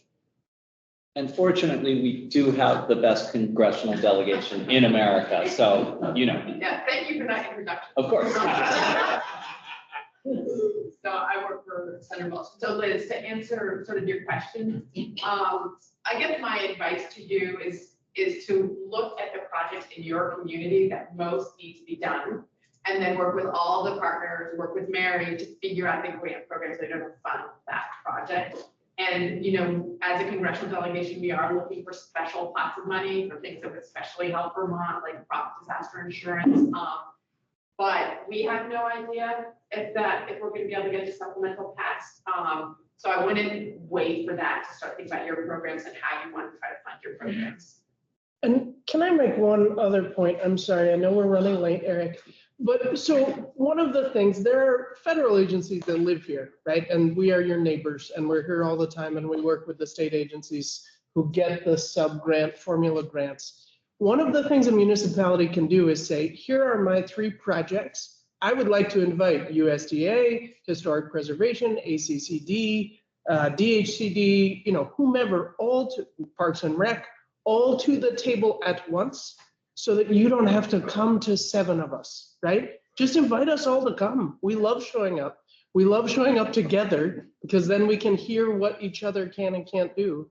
And then the municipality gets one meeting with a lot of information where you can ask all the questions you need, but we will all come to the table when you call us, okay? So don't bother coming to all of us independently. Figure out your projects and then ask for us all to show up once or twice. Yeah. Behooves us all to do as Sarah suggests. Sheila Warren, take it away. Oh, I have no introduction. Well, no, I don't think you It's need my one. You register. should know. Yeah, it's my register. Sorry. I'm the core. Watch out. So, hi, everybody. I'm Sheila Warren from Cleveland District Corps of Engineers. I sit in Concord, Massachusetts, and New England and New York share Vermont. So we have this lovely map here. This is where the rain came in Montpelier, got a lot of it. So in Vermont, some of the rivers go to the Connecticut River. That's where New England District's area of responsibility is. Some of Vermont rivers go to Lake Champlain, and that's New York District's area of responsibility. Since Montpelier sits on the Winooski, that goes to the west. That's why New York leads the Silver Jackets team that I'm going to talk about in a minute, because the state capital goes to whatever area of responsibility district is. But not to confuse you, but I work very closely with the New York district. And so I'm going to talk about civil works and the regulatory program at the core. But I just wanted to explain that we do have 2 different groups. It still rains, and so let's go to the next slide. And so my work here has also been in recovery. So I'll move this away so that you can see Eric, because it's a little different today than it's been before. For the camera, Sheila, I think I'm on your way. Do you want Oh, to no, just- it's fine. They They can't see. They can't see the camera. Oh, No. Oh, they're looking at you the whole I'm time. trying to get out. So, Makes it really smart on the screen. Slides are big. when we came together, we have, what, 7 RSFs? How many RSFs? 6 from the federal government. It matches up with the task force from Vermont. What's the RSF? Recovery support function. Thank you. I'm not gonna make jokes about the acronyms. I'm too new in the government. This isn't in my head. I just come up with these strange slides. But what I'm describing here is the infrastructure recovery support function is what the Corps leads. And we match to the infrastructure and environmental restoration recovery task force, which is Vermont. And so what we did is map everything out from the agencies that are the federal agencies to what the Vermont agencies connect to. So next slide. And when we did that, we made some understanding of what are we here for. The rain impacted outdoor recreation. It impacted watersheds, waterways, like we all know. Dams, bridges, wastewater treatment plants got destroyed right here. So next slide, please. So I'm here to help do water, wastewater health, dams, and the Corps of Engineers is known for dams. So next slide. One of the things that the Corps does, there's 2 pieces I'm going to talk about. One is the regulatory piece is the Rivers and Harbors Act and Clean Water Act requires the government to actually monitor and identify what's going on in the water of the United States. So regulatory is how you describe it. It keeps the people from hurting the water. So if you're going to be working in the rivers, you need to understand what kind of permit you might need. I cannot explain all these permits. I don't know all these laws, but they're very excellent. Mike Adams runs the regulatory program. He sits in Essex Junction. They sit in Vermont specifically to assist everybody. Most of the permits that are required are the general permit for the state of Vermont, but sometimes you have to get a different one. So that's one piece of what the Corps does. We regulate the waters of the United States. This next slide is civil works, which is we build things to keep the water from hurting the people, like dams and levees all up and down the Connecticut River. So many of the dams that you know about from the Corps are holding water back when it comes so that it does not flood southern areas of the Connecticut River, and it flows all the way down into Long Island Sound. But you all know that on those reservoirs and dams are beautiful campgrounds and recreational areas too. So we're stewards of all of that, along with what we try to do, which is work these structures and control the water so that it does not flood. From all those floods in 1928, 36, whatever other years they were, yeah. So how do you do business with the Corps? We don't require you to fill out a form and get applications. You just call us or write us a letter. We need some help. We have this problem. And then we have the planning division at the Corps, which is where I sit, will get a hold of you. Don't try to figure out what we do. Like, we were just, don't try to figure it out. Call us, we'll come and talk to you and join everybody else into it. So next slide. We also, the Corps does not give out money. We give you projects, or you ask us to do a project. So we will engineer something really, really strong. It's going to last for hundreds of years because they're really big structures. We'll give you we'll come up with plans for you. We can do technical assistance programs, all of that. Next slide, please. But we can't do it until we're authorized. So there's certain things we have to be authorized for. And first is, it has to be a public entity. It cannot be a private. And then we have to be appropriated, which means they have to send the money. And everybody's been talking about all this. You don't need to, but there is a program that's called Continuing Authorities that is authorized all the time. We don't always have the money, but we have the authorization. So next slide. And in those Continuing Authorities programs, there's a couple that are about flood risk in the rivers. And the first one is the Section 205, which will help you manage or structure or build something that will control a river, or the Section 14, which is a stream bank protection. It says emergency, but sometimes it's 20 years later that it actually gets built. And then in Section 103, that's a lot more for the coastal side when they get storms from the coast. The next slide, please. But there's another whole section of the Corps that many people are unaware of. And these are the technical assistance programs that are smaller. Sometimes you might have a problem and you don't know how to do it. Sometimes these technical assistance programs can come up with a scope for you to then say, okay, now we know we want to do this, and how do we build it? The Corps might not build it. You might decide to hire somebody and go through a different program that's here with grant money instead of using a cost share to build something. But planning assistance to states is a 50-50 cost share for a plan. But what's different about planning assistance to states than some of the other programs is it's also can be for stormwater and for stormwater management. The floodplain management services program, which is the second one, is only about the floodplain. Don't do anything with the actual stormwater movement. But planning assistance to states does. And that's why there's a couple of different nuances about why you would use one program versus another. And then watershed planning, we have a cost share also. But planning assistance to states is one that's very flexible in terms of floodplain management. FPMS, the floodplain management services, is flexible in terms of floodplain management. And there's a couple of programs that are specific to Vermont that I'm going to talk about next slide. Next slide. The Silver Jackets program, which is part of the floodplain management services program. In Vermont, there's a team, including many in this room, that are working together from the state side and from the federal side about flood risk. And if you look at this circle, here's the event. Well, you can see it there too.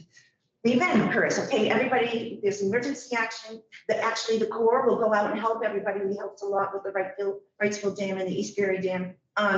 Responding and making sure everybody's safe. And then we start to recover. That's what we're in the middle of here, starting the recovery process and long-term mitigation and preparation and training for the next one. The whole thing about the Silver Jackets program is to get to the level of the communities and also educate and explain floods aren't going to stop. They've been here before the settlers came. So this was, this is living in Vermont, New England, everywhere. So we want to help people learn how to mitigate their flood risk and be more resilient to it. So next slide. In So we meet quarterly. We've done a number of specific projects, including hydraulic modeling in Brattleboro. We did ice jam assessment, high water mark projects on the rivers. Next slide, please. And in the state, the agency is VEM, which is Benrose A&R, including the flood insurance program, which Rebecca Pfeiffer, who's the floodplain manager, will be talking about later this morning. The Agency of Commerce and Community Development, Agency of Transportation, federal side, me, FEMA, not National Weather Service, or great partner, United States Geological Survey, NRCS, Mike LaPlante's on our team, and EPA. So we all work together on blue sky, not just when there's a disaster. So there's a lot of communication. And so like they mentioned, if there's an event, you have a certain time frame. If there's something you need fixed, just get a hold of one of us and we'll see if it's something that this program can do. We'll solve the problem. Next slide. And so these are some of the projects we've done. There's a Silver Jackets team in each state, usually run by the emergency management office of that state. And so Maine has one, we've done high water marks, and this is a picture in Belfast, Maine, next to, they get a lot of storms up in the Penn Bay. Next slide, please. And then this is us doing an ice jam assessment up in Coventry. Of course, I'm in Vermont, I have to put a picture of a covered bridge in the snow. And I think that's the next slide. The other issue is there's other agencies, and like we all said, they might have an answer. The Corps can get expensive if you ask us to come in and help.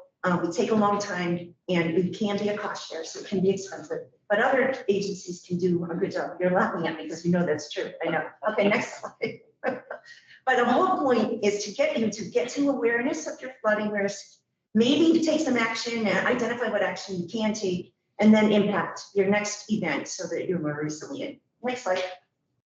That's it. I went longer than 5 minutes.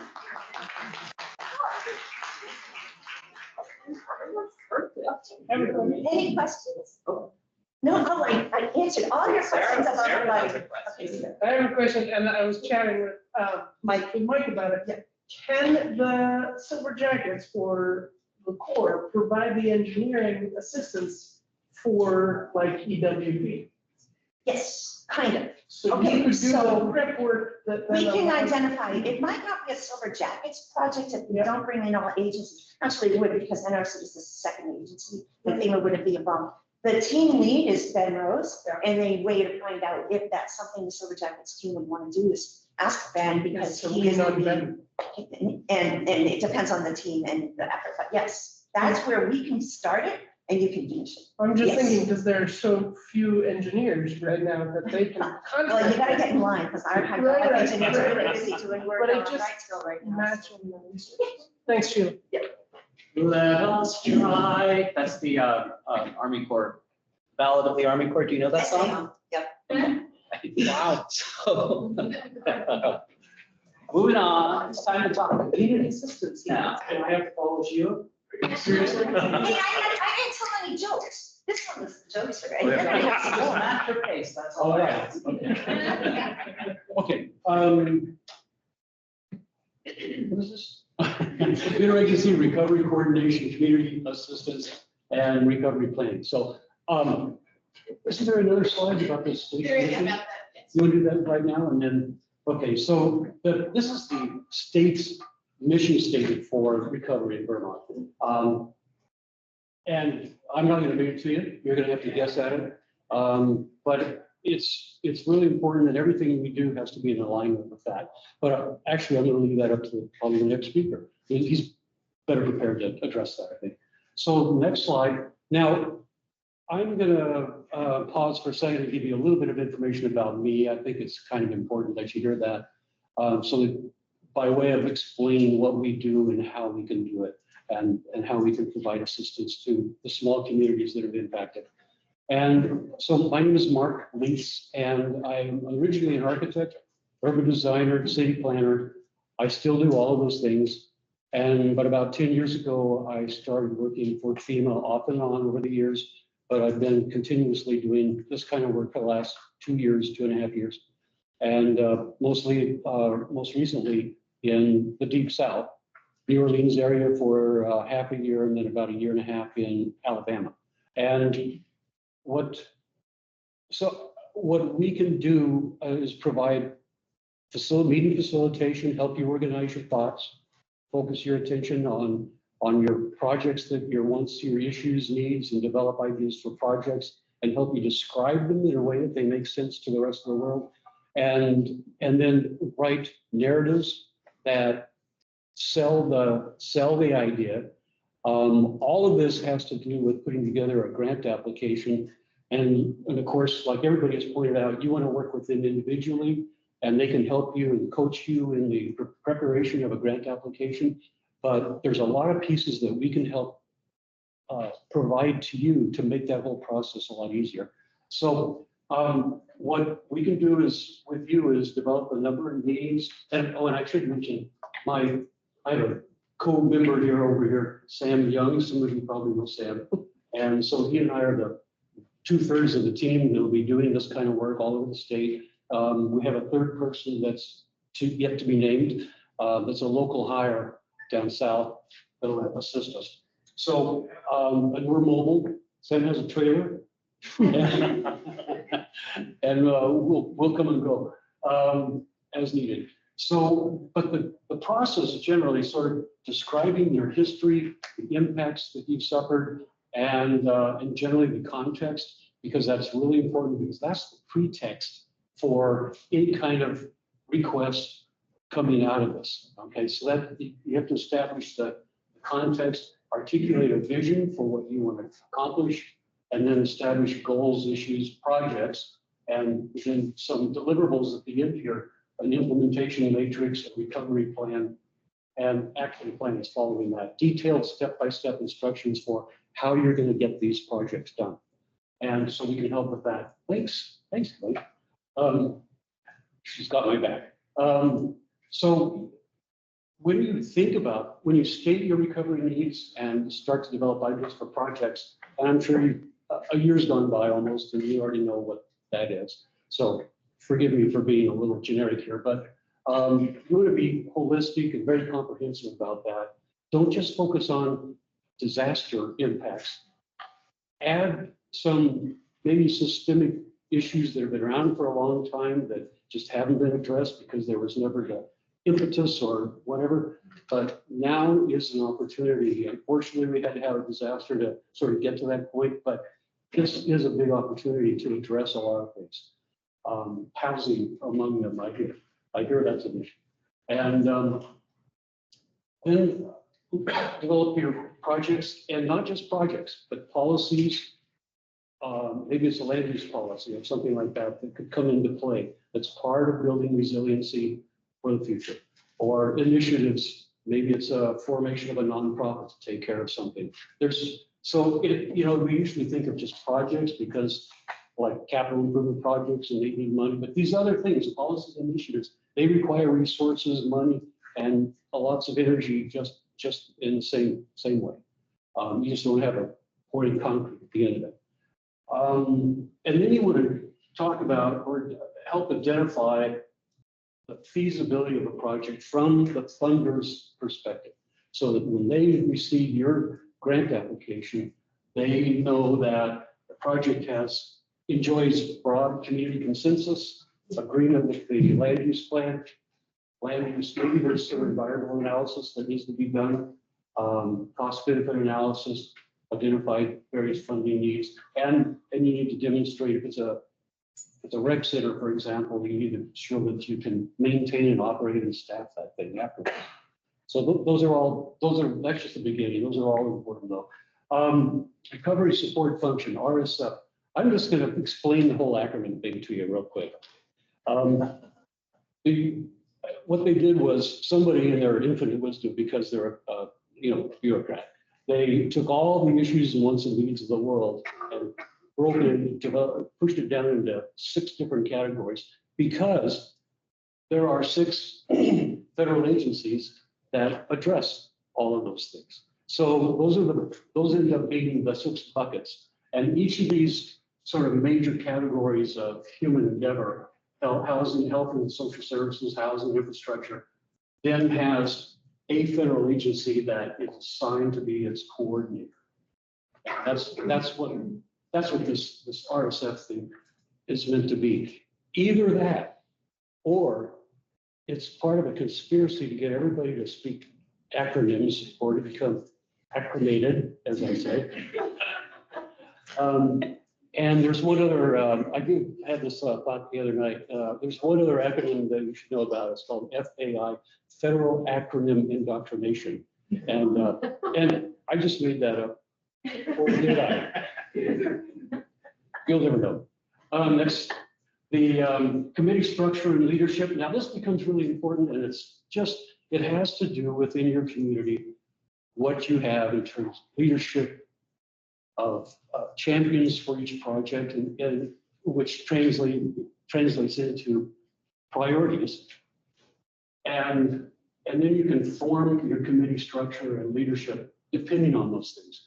And just like the federal government pushes everything into 6 buckets, you may only have 3 leaders with time and energy to devote to this, or 3 champions, and therefore you're going to have 3 buckets. And then you sort of fold those RSFs into those 3. That's typically what happens. It all has to do with what you have available to you in terms of your capacity and resources. Next. One thing that, and I don't know why this is so important to me, but it is. 14 years ago, I became familiar with this thing back in the old days. FEMA doesn't really promote this whole idea anymore, but I find it incredibly valuable. It's a form, 3-page form to fill out that asks all kinds of hard questions, but you identify the champion for the project, you have a description, you develop cost estimates and what your funding request is, and you list the funding program opportunities that you see out there for that project. And by the time you get done filling out this form, and it's brain damage for sure, but at the end of it, you have a tremendous amount of information all in one place. And then when you go after, you start the process of writing a grant application to one of these agencies, you've already got that gathered up and you've got it available right now. So it's really valuable. It's a good piece of homework to do. So I just believe in it. That's kind of my deal. Next, please. The recovery plan. Why? It's to build a case for funding requests. Okay, but it also helps the community focus what it wants to do. You have your vision statement and your goals and objectives. It focuses all of that. But second most important product out of this is you sell it. You sell this whole idea, and then you reach back into that form that I described previously, and now you have a lot of the information you need to go after funding. At a minimum, it'll have a description of your disaster impacts. Like I said, that's a pretext for everything that follows. And then your recovery process to date, goals, projects, implementation matrix. Maybe one of the things is to create a private nonprofit out of the end of this. Sometimes that's what the answer is. Next slide.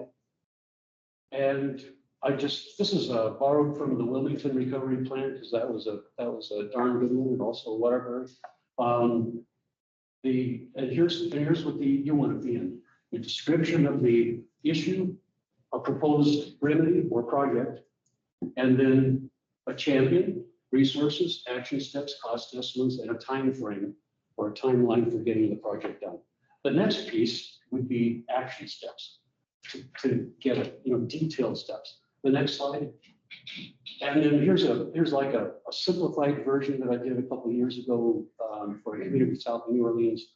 And it's just project, time frame, implementing organizations, and then federal, state, RSF support. And then the next slide shows an expanded and more detailed version of that same thing that includes phasing of projects and cost estimates for each phase and each project, including for initiatives and policy initiatives. So, and that's all I have, I think. Did I miss? Oh, I guess the one thing that I missed my one good joke, I guess. I had a little joke that, somebody cleared their throat after I said it, and I was told later that was like hilarious. They thought it was hilarious. So anyway. Please set up a joke. After that build-up, it better be pretty good. So I'm from Denver, Colorado. Okay, I grew up in New Mexico, but my whole life has been in Denver, Colorado. I know next to nothing about Vermont, and because I just got here Monday, but I don't know anything. So my point is, you bring that to the table, the culture, your knowledge about the history, culture, everything. And I forgot what it was. Bill Bryce. Bill Bryce. Pardon? Everything you know about Vermont, you learned from Bill Bryce.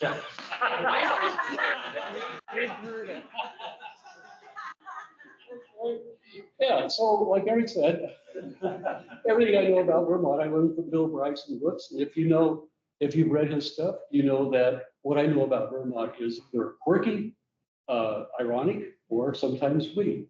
And so anyway, that's my challenge to you guys, is to give us the quirky, the ironic, and the witty. And with that, thank you very much. Any Looks like we questions? have some quirk and irony out here. I'm curious. Yeah. Yes, ma'am. Okay, excuse me. This is sort of general, just sort of comment. So if I understand this presentation that you just gave, this is a service because we were a disaster declared area, and you can help with this community recovery plan. Like Yes. you're offering sort of technical assistance. Right. And helping us sort of prepare if we want to prepare for funding applications and things like that. So, I mean, one of our sort of challenges being in Vermont is that we don't have county government, right? So we've got these tiny little towns with just these volunteers, right? And it's really hard for small towns who had big impacts from this flood. And there's a lot of us, right? And so I guess the general question might be, are we supposed to sort of consider just ourselves, our small little towns, and do this on our own? Or should we be considering, let's partner with, Marshfield and Moortown and Plainfield and these other towns in our areas that had the same impact? Because it's too much. As far as I'm concerned, you can do it either way you want.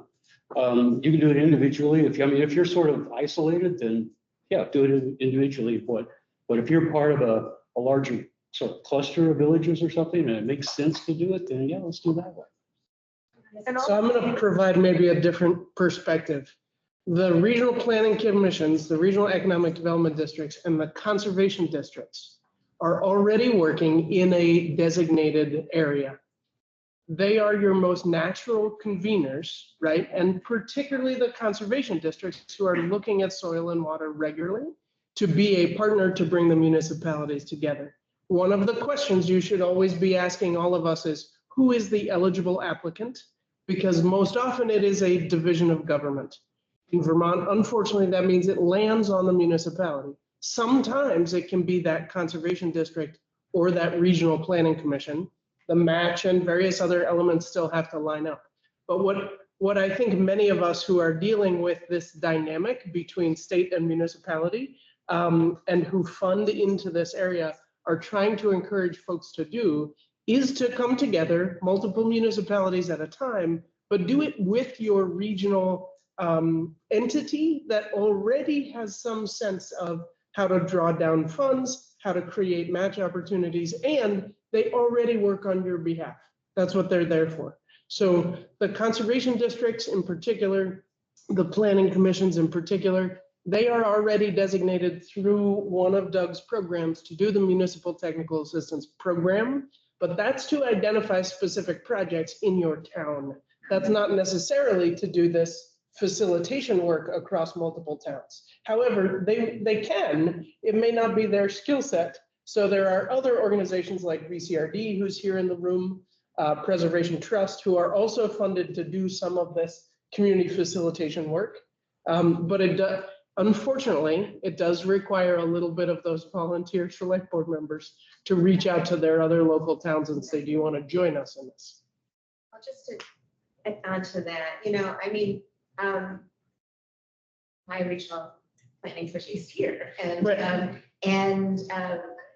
did a huge boatload of work for Barry on 2 big projects and just presented them. Their capacity is really stretched. And so increasing capacity to these organizations can only help us be able to tap into them and have our expertise. So this is the other place where the TA presentation a little bit later today is a part of what I think will help answer the question. Not only do federal partners have the ability to fund RPCs, which we do already, right? But we also are able, one of the projects that I think is Ted gonna be here, I don't know. It's not Ted, it's Josh today. Josh is gonna, great. So the league, we've been able to add additional capacity to the League of Cities and Towns. So there are ways to add the capacity, but that's really the question everybody's trying to answer, Tess, is how do we add that? And Denise over here. Yeah, so, and Rebecca can speak to this as well. I think adding capacity is that volunteer base, but it's not necessarily, it could be members of the community that haven't already been identified. And so the success for, like you mentioned, for the Project Champion concept, those folks were volunteers. And Rebecca can tell you, those 2 communities really had volunteers step up to the plate. You've got a huge retirement population here in Vermont with lots of expertise from their years of professional experience. Tap into those resources because those are free and those are people who are passionate and live in the community and really know what's happening. So I would really strongly recommend the Project Champions be invited to the table as volunteers in the community. Yeah, was there another, yeah. Yeah, the project and program development guide foundation, is that available to us? Yeah, you can get it through me, maybe, and I'll get it to Marion and you can get it out. Yeah, we're gonna share slides and whatever tools and resources you want, but this team, if your community wants to develop projects, is the state, the federal community is here to help you do that. And our hope is that Sam and the other local mayor and Mark are gonna be here with you to do that process for the next year. And then even when the disaster deploy team is done, Rimley is community assistance for Region 1, and she and her team are here with you guys all the time. So they're a support for you to go through this process. And Eric knows a lot about it now, so he's all. I got you. I just have one other thing to add, and sort of a counterpoint what Sarah pointed out, is 2 years ago, I spent 6 months in a parish, like, you know, it's a county basically, south of New Orleans, working with a community of what originally had 50 homes and then 42 of them were wiped off the face of the earth after Hurricane Ida. And so we only had a few homes left and only a few people still living in that community because everyone else was gone. And they did not enjoy any support from the parish, the government, the county government, or the state. And even, I would say, FEMA let them down. And so they figured out that the only way they were going to help get any recovery assistance was to do it themselves. And so they decided to form a private nonprofit. And so I worked with them. They formed a nonprofit. In record time, we did the short version of a 1023, if you know what I'm talking about. And in a month, they had their nonprofit status letter from the IRS. And they started the process of, they formed a board, we wrote their articles of incorporation and their bylaws and then hooked them up with a thing called Rural LISC, which is I can't remember what's the acronym. But anyway, they found them some small amounts of grant money to provide board training and a little bit of project management money, and we got a fiscal sponsor, and they're doing it themselves. So I just wanted to say, you know, that can be done. Of course, they don't have really strong support from the state or the parish. So they're at a huge disadvantage, but they're moving forward. So anyway, I just wanted to point out there's other ways to look at this. All right, so we're gonna get him a maple creamy and a Howard Frank Mosher book before he leaves. He's making progress. Yesterday, he was saying Vermont and it's coming around. My wife is working on that. Okay, Douglas Harnum wants to. Yeah, just to jump in a little bit on the last conversation. I was appointed a couple weeks after the disaster, and then the first 2 months of my appointment were honestly still focused on short-term response work. Didn't really even get started in the recovery planning and really short-term recovery deployment until towards the end of the calendar year, because we had such a protracted rainstorm in the August 3rd event. And one of the choices we made this time around was that the FEMA volunteer assistance liaisons went out and were helping form the long-term recovery groups, helping advise communities on how to form. And at the state level, I chose to stay out of that and said, I want the long-term recovery groups to form organically around the communities that band together and experience the most damage. And I think that granular approach has a lot of benefits. It also has, it has pros and cons just like anything else. So I think we are going to be doing an after action review through Vermont Emergency Management of the flood and how we formed and how it worked and what we might be able to do better or different next time. I do think there are big pros and cons to the level at which communities organize for the long-term recovery group, because like in some disasters, they have like neighborhood level long-term recovery groups, right? In others, it's town or even county level.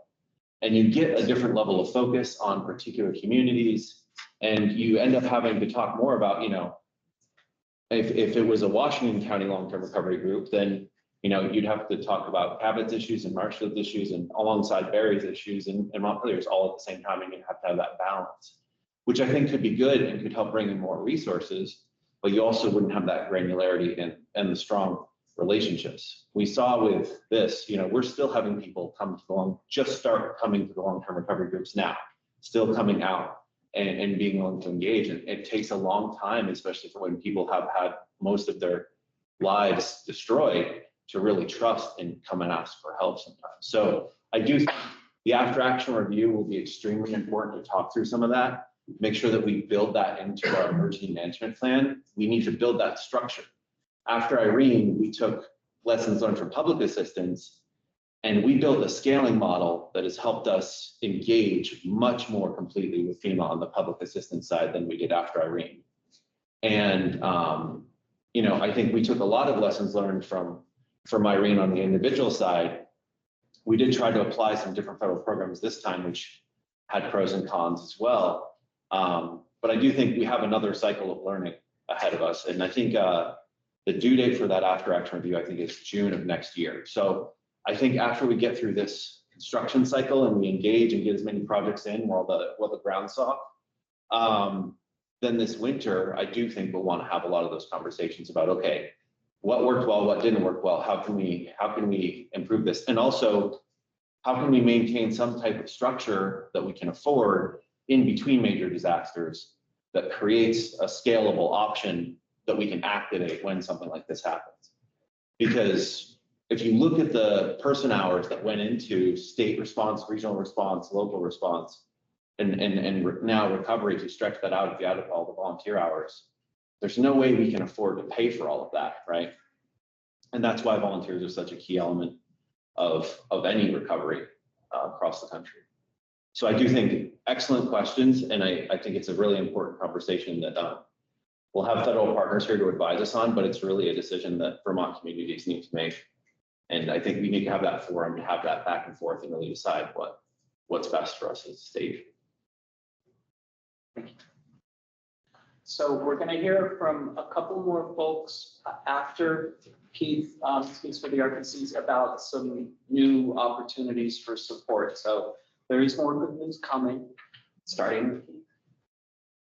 My name is Steve Cotton, with Central Vermont Regional Planning Commission. I'm the emergency management planner for CDRPC. And basically, we're just going to talk today about basically our distributed planning context we have in the state. towns actually have the choice what planning they want to do, because we don't have, with our not having county government, a lot of those decisions go down to the town. Our municipalities have the choice, you have your town plan, local hazard mitigation plan, conservation plans, tree management plans. Now many plans have the ash tree management plans, dealing with that, and our flood hazard bylaws. Towns have the choice on how they implement those plans. I mean, some of these are required by the state to access certain funding, and same by FEMA to access FEMA funding. But whether a town completes that, that's still really a town's choice. You have the authority to tax yourselves and pursue grants as a town chooses, and adopting your local land use regulations and how you want to implement those. So I mean, you have a lot of options and a lot of choices at that town level.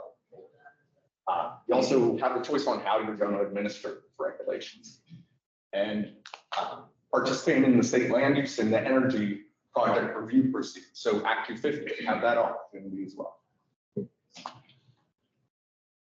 But what we really want to talk about is making sure you're collaborating with those different plans. Your land use planning, your local hazard mitigation planning, and your conservation planning. Making sure that while you're working on those, you're thinking of the other plans that have already been done and the plans that are gonna be, the next ones that are coming up, so that you're integrating those plans together. Because a local hazard mitigation plan isn't that great if you're not thinking about your land use planning as well.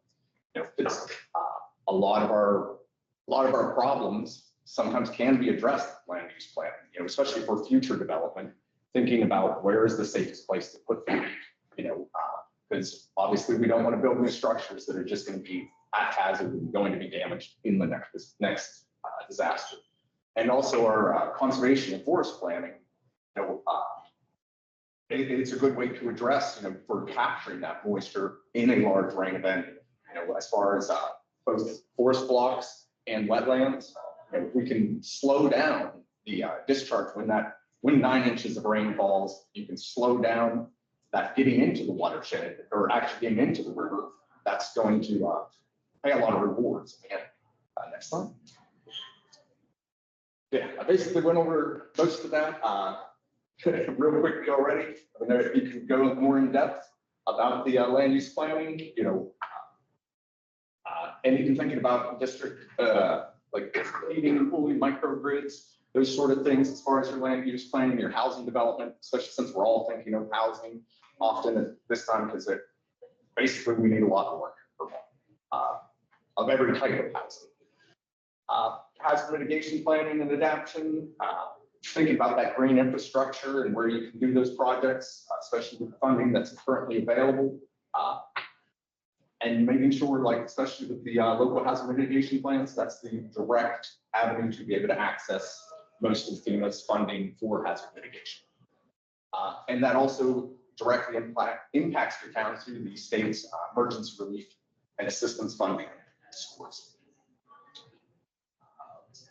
Yeah, next slide.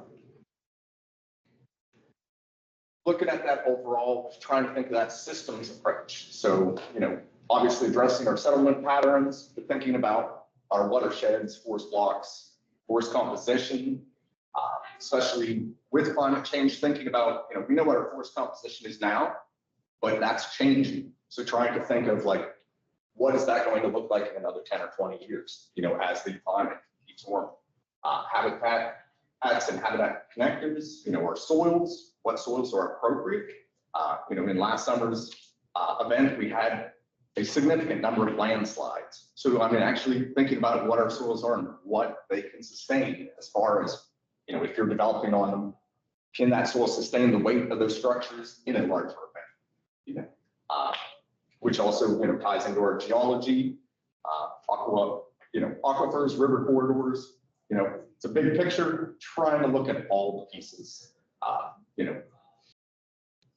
That's it. Next slide. And too often the work in our towns gets stovepiped. The planning commission is working on something. The possibly select board has a different thing. The emergency management director is thinking of something totally different.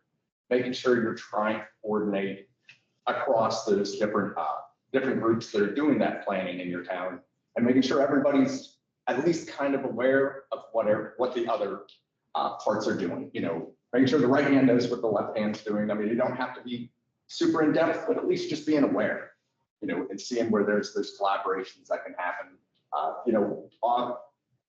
Involve your tree warden, involve the road foreman, any other staff, because they can all often bring possibly a point or something you haven't even thought of, that could be an issue.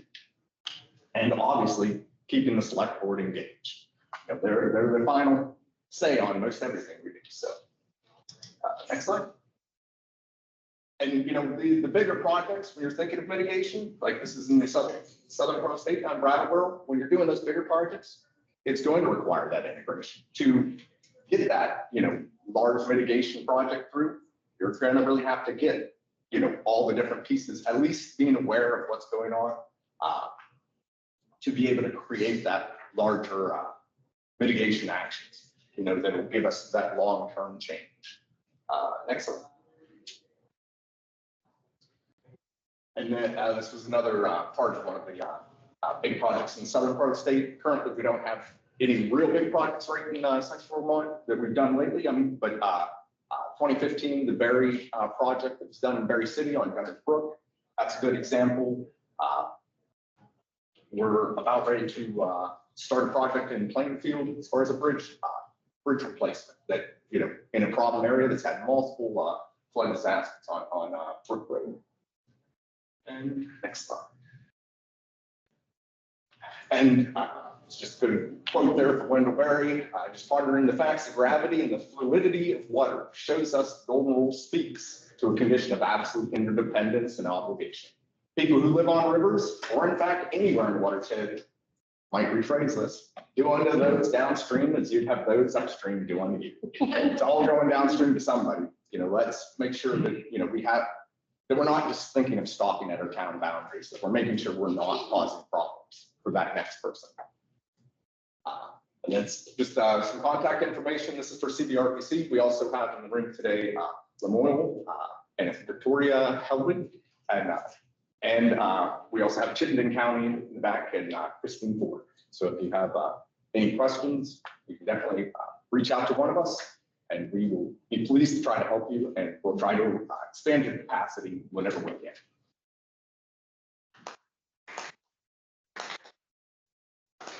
Thank you so much. We're running way long, but I feel like we've got a couple more things we need to do real quick. Before I lose many of you, how many municipalities are in the room? Wait, okay, let me try that question a different way. Everybody, say the name of your municipality one at a time. How do we do that? Marshfield. Marshfield. Washington. Washington. Berry City. Berry City. Morrisville. Morrisville. Brookline. Brookline. Montpelier. Montpelier. Middlesex. Middlesex. Hardwick. Hardwick. Waterbury. And Waterbury. Did somebody get all that? It's on the recording. Oh, there, okay. All right, two more people, starting with Pat Moulton, whom I'm sure many of you probably already know, our Central Vermont Recovery Officer. Good morning. I am Pat Moulton. I am the Central Vermont Recovery Officer working in for Doug Farnham, the Chief Recovery Officer. And as far as I know, I'm the first such person in this kind of a permanent role in Vermont, but hopefully not the last. And that's what I wanted to share with you. We are working on trying to look at a permanent structure, or I say permanent, some degree of permanent structure. Now that we've had the lovely experience of 2 major storms within 12 years of each other, and lots of intermediate storms, and really looking at how are we going to respond to these more frequent weather events, be they floods, ice, drought, God forbid. But we have already looked at creating 3 regions of the state, a north, central, southern region. And we're also looking at funding where we might be able to hire positions such as mine for each of those regions. And the ability, or what we hope to do, is really try to codify what response will look like. So we could stand up, for example, disaster case managers faster than 6 months after the disaster, so that we can get networks going that will support not just individual assistance, but public assistance, and support municipalities and RPCs, and try to assist with short-term and long-term recovery. I currently work in the Winooski River watershed. There are two others of me. They're on loan from V-Trans, so they're part-time, Holly Hayden and Todd Eaton. They can't go quite as deep as I am because they have other jobs too, but they're here to help as well in both the north and south region. One of the things we can do is bring information to you, try to help break log jams where they might occur, try to work through whatever state and federal resources that are out there. So stay tuned as we work to build this network going forward, because personally, I'm gratified by this as being in state government post Irene, and then to watch it happen all over again and realize we were kind of starting, not entirely from scratch, but having to build networks again. And I just think we have to be better ready the next time, because I don't think it's going to be 12 years, sadly. So thank you all very much for being here today. Thanks. And Mr. Hanford, if you could come up and share some good news from the VLCT, we would be most grateful. Sure. So Josh Hanford, Vermont Lake Cities Towns. I'm not Ted Brady. I think anyone that's been in Vermont for more than a year or two probably knows who Ted is, or seen Ted. A couple of things I wanted to bring to you. One, I think most people know what Vermont Lake Cities Towns does represent all 247 municipalities in the state, try to be a convener, advocate for their needs, and try to work on partnerships that support municipalities at every size, every level across the state. And a couple of things I want to mention in the other room. We have a little table over there with some resources. Big thanks to Sarah and Rural Development with a cooperative agreement that's provided some funding to hire some new support. Many of you already know the league has the federal funding assistance program, where if its municipality is dealing with federal grants, funds, looking for help with not just applying, but actually managing, follow the rules, doing the reporting, getting the project right. We already have that team, some experienced folks, Katie Buckley and Bonnie Wagner, kind of known entities to many. But in addition, with this support from Rural Development, we're going to be able to hire 2 additional positions, sort of a consulting sort of service, if you will. We're not running a program. What we're providing is a resource for municipalities, a financial specialist, and an operations specialist to help municipalities get the questions they need answered about different financial aspects of management of these funds, other funds, but related to the disaster as well as operations. What you see is, sometimes after a disaster, and you have damages and you're trying to fix them, and municipalities are scrambling to purchase and get things going. Do they have the right procedures in place to get reimbursement from FEMA? Do they have the right policies in place? And that's what this is going to help you do. And so come over, check out. There's a quick little QR code. You can just take a picture and then you can get plugged into the website and get that help from our team. And just want to say, as someone that lived in a very impacted community after Irene and was involved in the community development disaster recovery funding that everyone's hoping we get, the 40 million we got after Irene, and dispersed most of that. I think there was an after action report that was written after Irene, or at least a couple years later, a manual that sort of gave the highlights. And I think I had a quote in there, something like, disaster recovery is not a sprint, it's a marathon. And, you can work yourself to the ground, working harder and harder every day, feeling like you're not getting much progress. The progress comes many years later. I think that hard work pays off. The projects that I remember after Irene that had the most impact, they actually happened 5 years later. Child care center in Waterbury, a beautiful park where there was a bunch of buyouts in Rochester, the Melrose Terrace. All these things took time to have all that stuff play out, and a lot of coordination. And I think that there's one thing I remember, it's don't, burn all your energy in the first year or two, feeling defeated. Keep that energy, because the benefits really are going to come with the proper coordination, planning, and partnerships, and seeing the results down the road that made a big difference from this storm to what happened in Irene. So that's all I have. Come check us out. Thank you. Thank you very much. That's the first part of our announcement. First, I wanted to thank Sarah for figuring out how to pull down $1 million from USDRD. So we could have, or Sarah could have a contact, say, Mike, that contact from PLCT to provide technical assistance. And I just got an email announcing that Senator Welch, along with Senator Sanders, just introduced a bill to try to make that process, USDA-RD, and that technical assistance process permanent, because it's such a great idea. So thank you, Sarah. Wow, Sarah. All right, Rebecca Pfeiffer and Stephanie Smith have been waiting patiently. We've run late every time. They've been very kind about it. Let's take 10-ish minutes and come back here at about 11:15, talk about rivers and hazard mitigation. And I guarantee it's riveting. I said that almost like it was like, it's a really great presentation.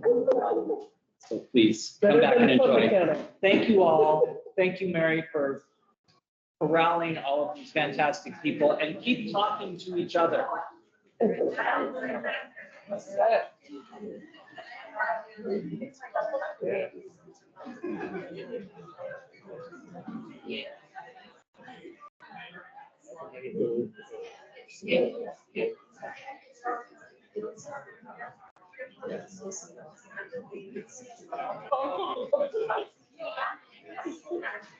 But the big thing is not like local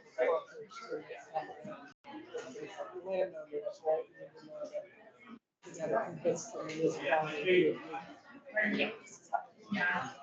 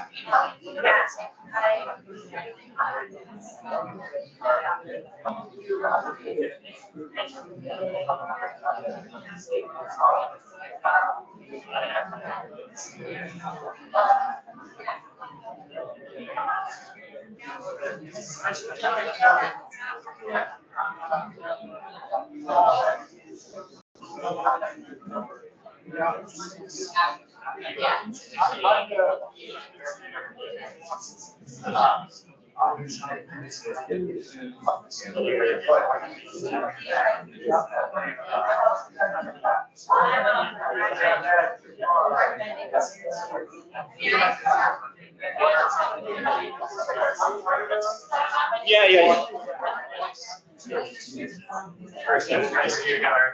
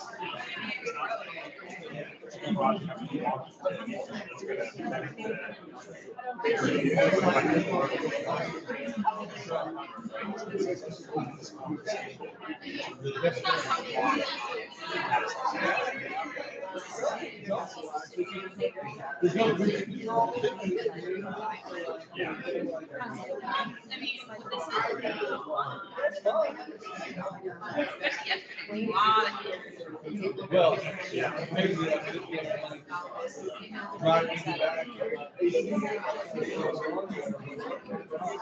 I go to pull over. Does he smoke?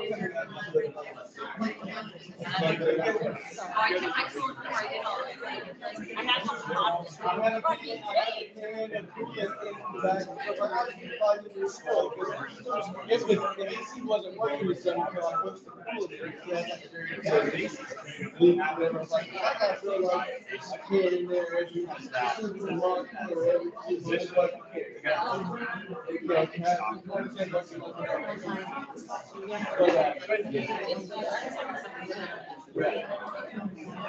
it was basically.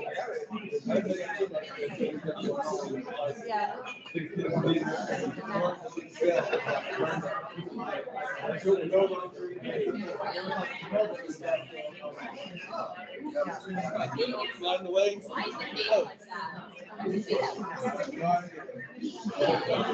know, I got it.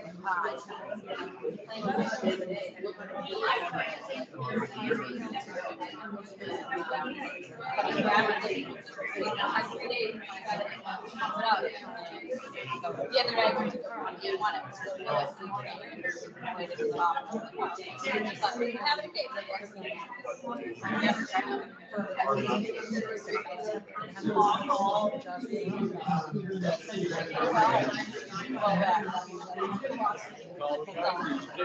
I take care of you.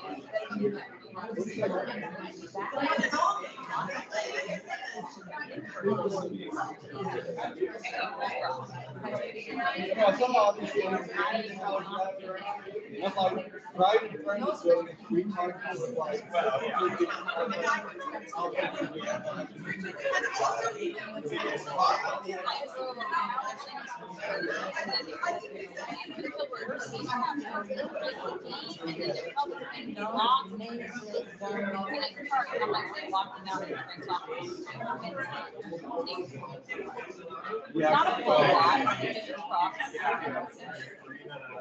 We're all scrubbed here,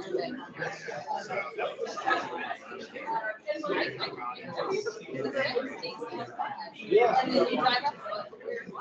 Yeah, exactly. I drove the 115. We could all please take our seats. Hear ye, hear ye.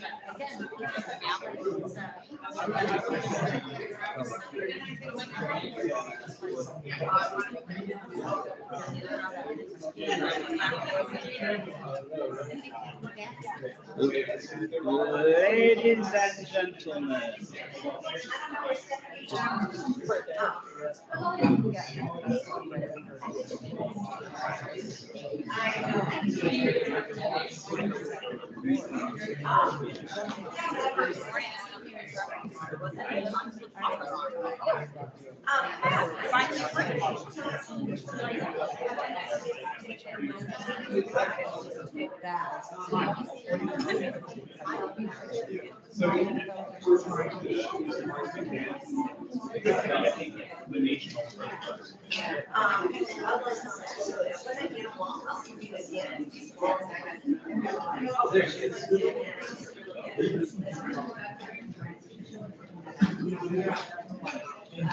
Okay, because we all want to get to Willowons before they run out of number 2.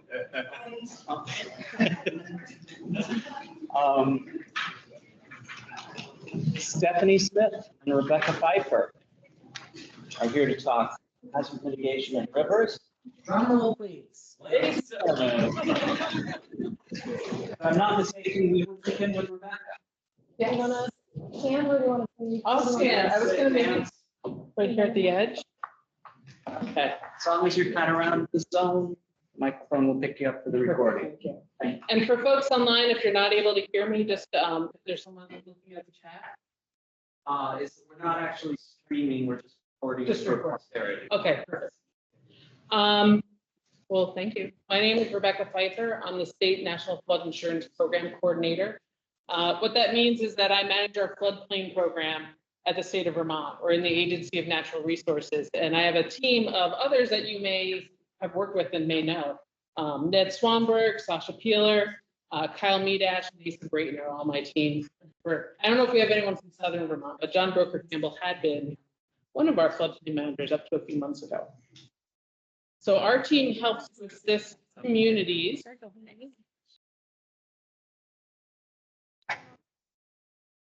There you go. Yeah, there you go.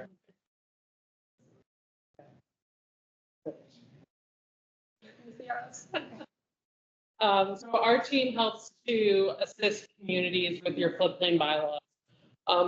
And also to help communities post-flood with all the permitting requirements that come along with being a member of the National Flood Insurance Program. I'm going to speak briefly to make sure I give Stephanie time. And I told her that she can throw things at me from going over too long. So we're trying to make sure we have enough time for questions. So we're trying to keep our presentations a little more brief and then do questions at the end. But just speaking a little bit about some floodplain management principles and basic concepts.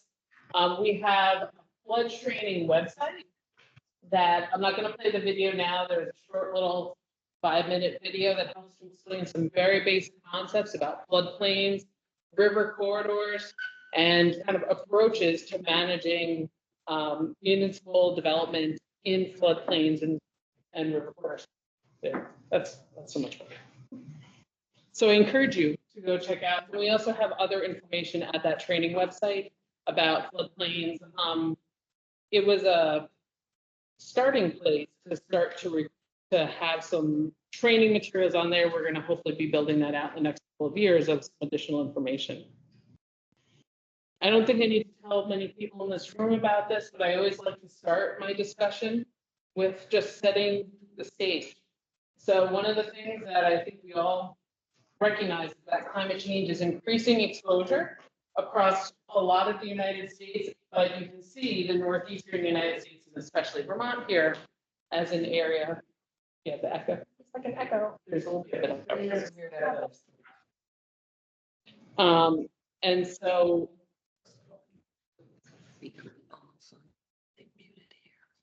So I just like to set that stage. So climate change is increasing exposure. This is showing that the overall percent of precipitation in the northeastern United States, and especially in Vermont, is increasing. It's increasing in a pretty dramatic way, up to around 30%.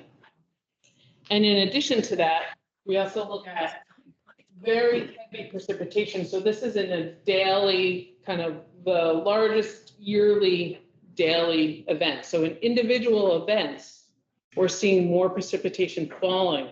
So that means we're seeing more precipitation as a whole, but then in the storms, we're seeing bigger storms with more precipitation. So that's changing the way we experience floods and flooding in Vermont. In Vermont, some of you may recognize some of these two different types of flooding challenges that we have inundation. This is what a lot of people kind of naturally think of when they think about flooding. They think of inundation flooding. This is in the Winooski River around Bolton. It's a vast bridge. You can see that was after Irene, how high that water is. The water's filling that entire river valley. So that's deep water that floods out into a big broad floodplain. And then that water moves downstream. But in Vermont, a lot of our flood damages actually come from river-related erosion. And it's not to say that some communities may experience both. Some communities, erosion may be the bigger issue that they're trying to manage. And in other communities, like the one we're in right now, a lot of times inundation may be the bigger risk or hazard. So it's a mix. It's not just one or the other. And I think with the change in precipitation and climate, we're probably going to start to see more of those larger inundation events paired with the erosion hazards. And in the past, a lot of our rivers program in A&R, we kind of anticipate the flash flooding and erosion as the outcome of the flood, but we're seeing more and more of those larger inundation events. In Vermont and as a nation, we tend to think about and frame floodplain management through the lens of the National Flood Insurance Program. It's a national program where communities individually participate in the program on a voluntary basis. We have, for communities that agree to join the program, they're adopting floodplain regulations that are enforced by the community. When a town joins the program and they enforce floodplain regulations, they use flood hazard mapping provided by FEMA, but it also makes them eligible for flood hazard mitigation grants. And that's kind of the main focus of what we'll talk about here today, is by participating in the National Flood Insurance Program, it allows communities to have greater access to those FEMA mitigation grants. So in Vermont, most of our communities do participate in FEMA's National Flood Insurance Program. You'll see there's kind of a cluster in the kingdom and along the spine of the Green Mountains of towns that do not participate in FEMA's National Flood Insurance Program, but the majority of our towns are in the program. So this means, again, that those are communities, maybe the communities don't always know it, but the communities have some sort of floodplain bylaw, flood hazard bylaw, and they are regulating or regulating the development that goes in their floodplain. So some of these may be communities that do not have zoning. A lot of them are communities that may not have zoning otherwise, but they may have floodplain regulations. So that can be a challenge. One of the things that I like to also keep on my desk, I have it like taped to my laptop, is that about 90% of towns in Vermont have less than 5,000 people in them. And so I think that's the other way to frame this, is that we're talking about 274 communities. A good portion of those are communities that have less than 5,000 people in the town. And so it presents challenges for trying to regulate those floodplains and the development that goes in them. It also presents challenges when we're starting to think of post-flood. Well, how do we look to minimize and reduce the type of damages that we see through mitigation grants or mitigation planning? And so there's a big challenge and a gap there. And I think in the previous session, we had someone from the RPC who was able to speak to some of the roles that the RPCs play trying to provide support to our towns. This is just a quick shot looking at other communities in the state that have some level of higher regulatory standards. So we have had many towns in the state who have adopted either river corridor protections. So looking at that erosion hazard, trying to set new development away from the river to allow that to play out, the erosion and the movement of the stream channel to play out, or they may have adopted a higher standard of inundation hazard, or they may have kind of river corridors on some of their streams, but not all. So this is just a quick snapshot of towns that have adopted pretty significantly higher floodplain or river corridor protection standards. So just to then jump to that understanding as we think about that post-flood recovery and hazard mitigation tools that towns have.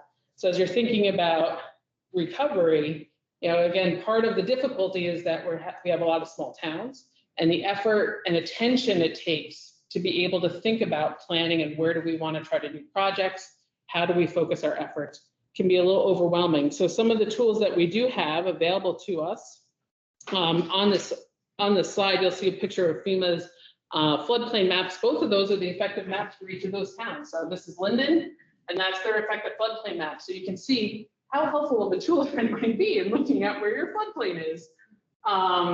You know, it leaves a lot to be desired, I think, in terms of trying to use it as a planning tool, because you can't tie this in to locations and buildings, so it can be a challenge.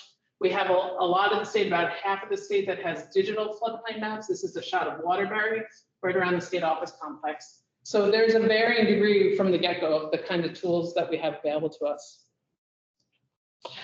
We have, after Irene, there was a multi-state agency effort to create what's called the Flood Ready website.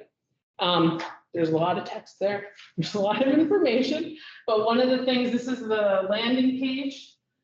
There is a assess your community's risk button, and that'll lead you to some of the data that we have that communities can use to look at risk and maybe think about how to form bigger projects than just replace a culvert here or a bridge here. Like the type of money that Stephanie's going to talk about that we have for mitigation projects is much bigger than we've ever seen.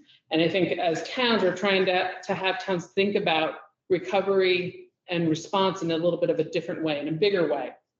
So on the community flood risk site, there's community reports. This is an example of one for Wilmington, where we can talk about what is, I don't think we've talked too much about ERAF in previous sessions, but this is a state cost share for when we have federally declared disasters, towns and the state cost share. The remaining money from public assistance funds, I won't go too far down that road. I don't want to distract the conversation, but I can answer questions afterwards.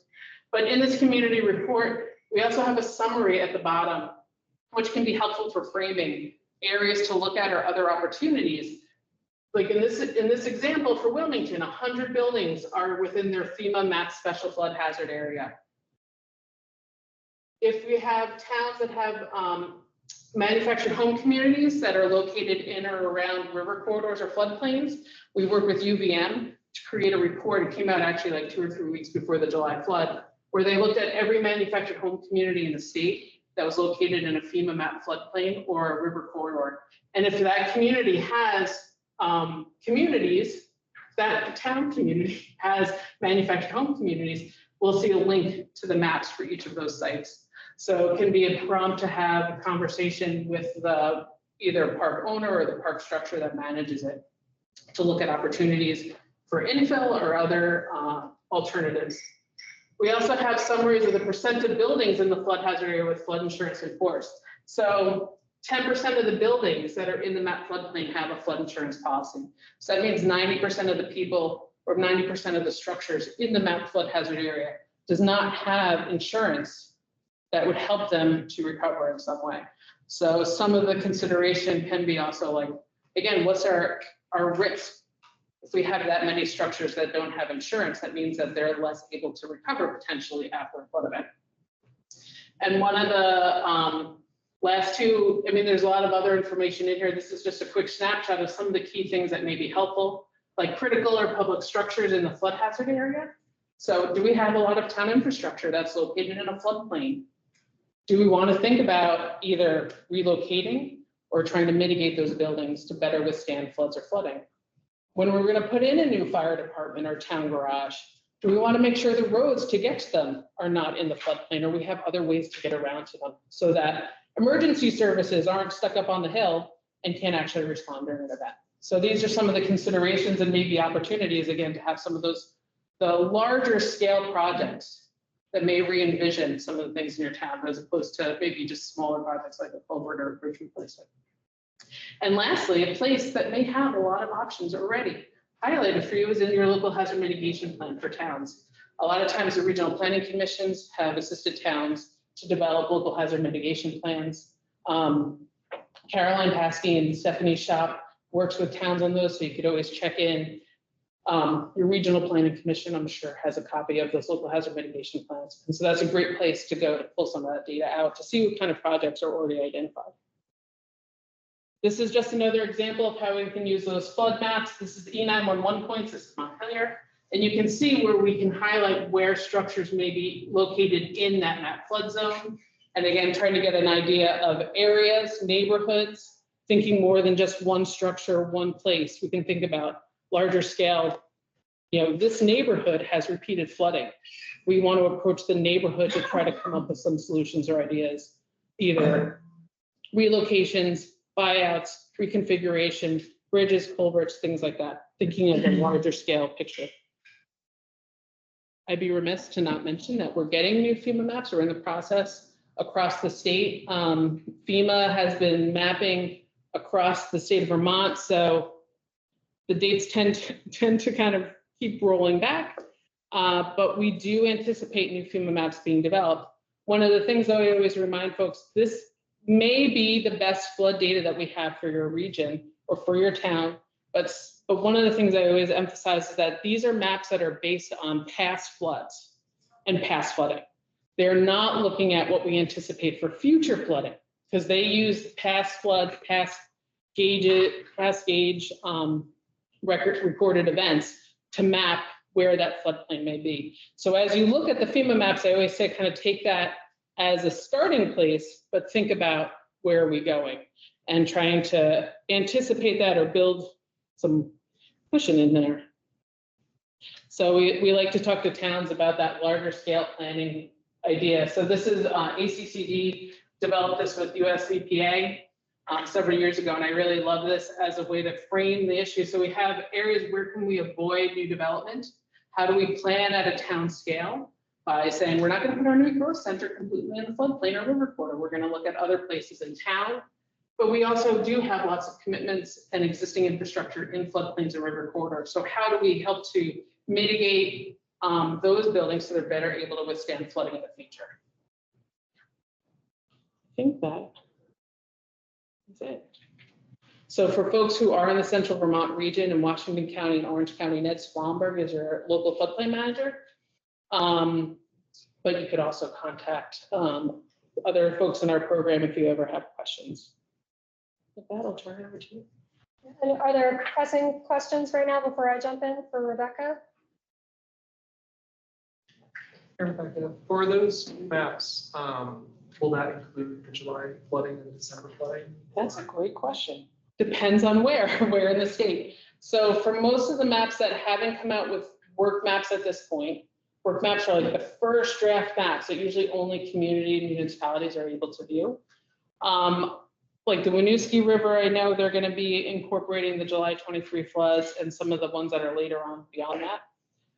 But ones that are kind of in process already, it's a mixed bag. So in some basins, they have not included the 23 flood and released work maps since the 23 flood, even if that may be the flood of record. So I think we're encouraging FEMA to reconsider putting out work maps that don't include some of those big floods of record. When the maps do come out, will they denote like the furthest past experience or furthest date that they're taking data from? So we know like, okay, this town is not really factored in the July 2023 flooding. It will, so FEMA does their mapping by watershed. And so when we get work maps, I spoke to some other folks about this, when we get the work maps from FEMA, we typically don't see the hydrology or the analysis that they do behind them. We usually just see the map and we start to look at the map. Like, are there things that seem wrong? Are there things that need to be changed? And part of the question, like what you're asking, is really what is the hydrology? How did they study past rain gauges, or how did they consider the how much rain is anticipated to fall and all that? And so we're pushing to have FEMA provide us with some more of that data so that we can know, like, did you include the July 23 flood, especially in basins where it's the flood of record? So we're hoping to get that, but it's typically not what they release when they release the work maps, which are that very first draft of maps. A related question to that, thank you, Controller Town of Washington. On the FEMA administrator side, so we have a hydraulic study done of a roadway where culverts got overwhelmed.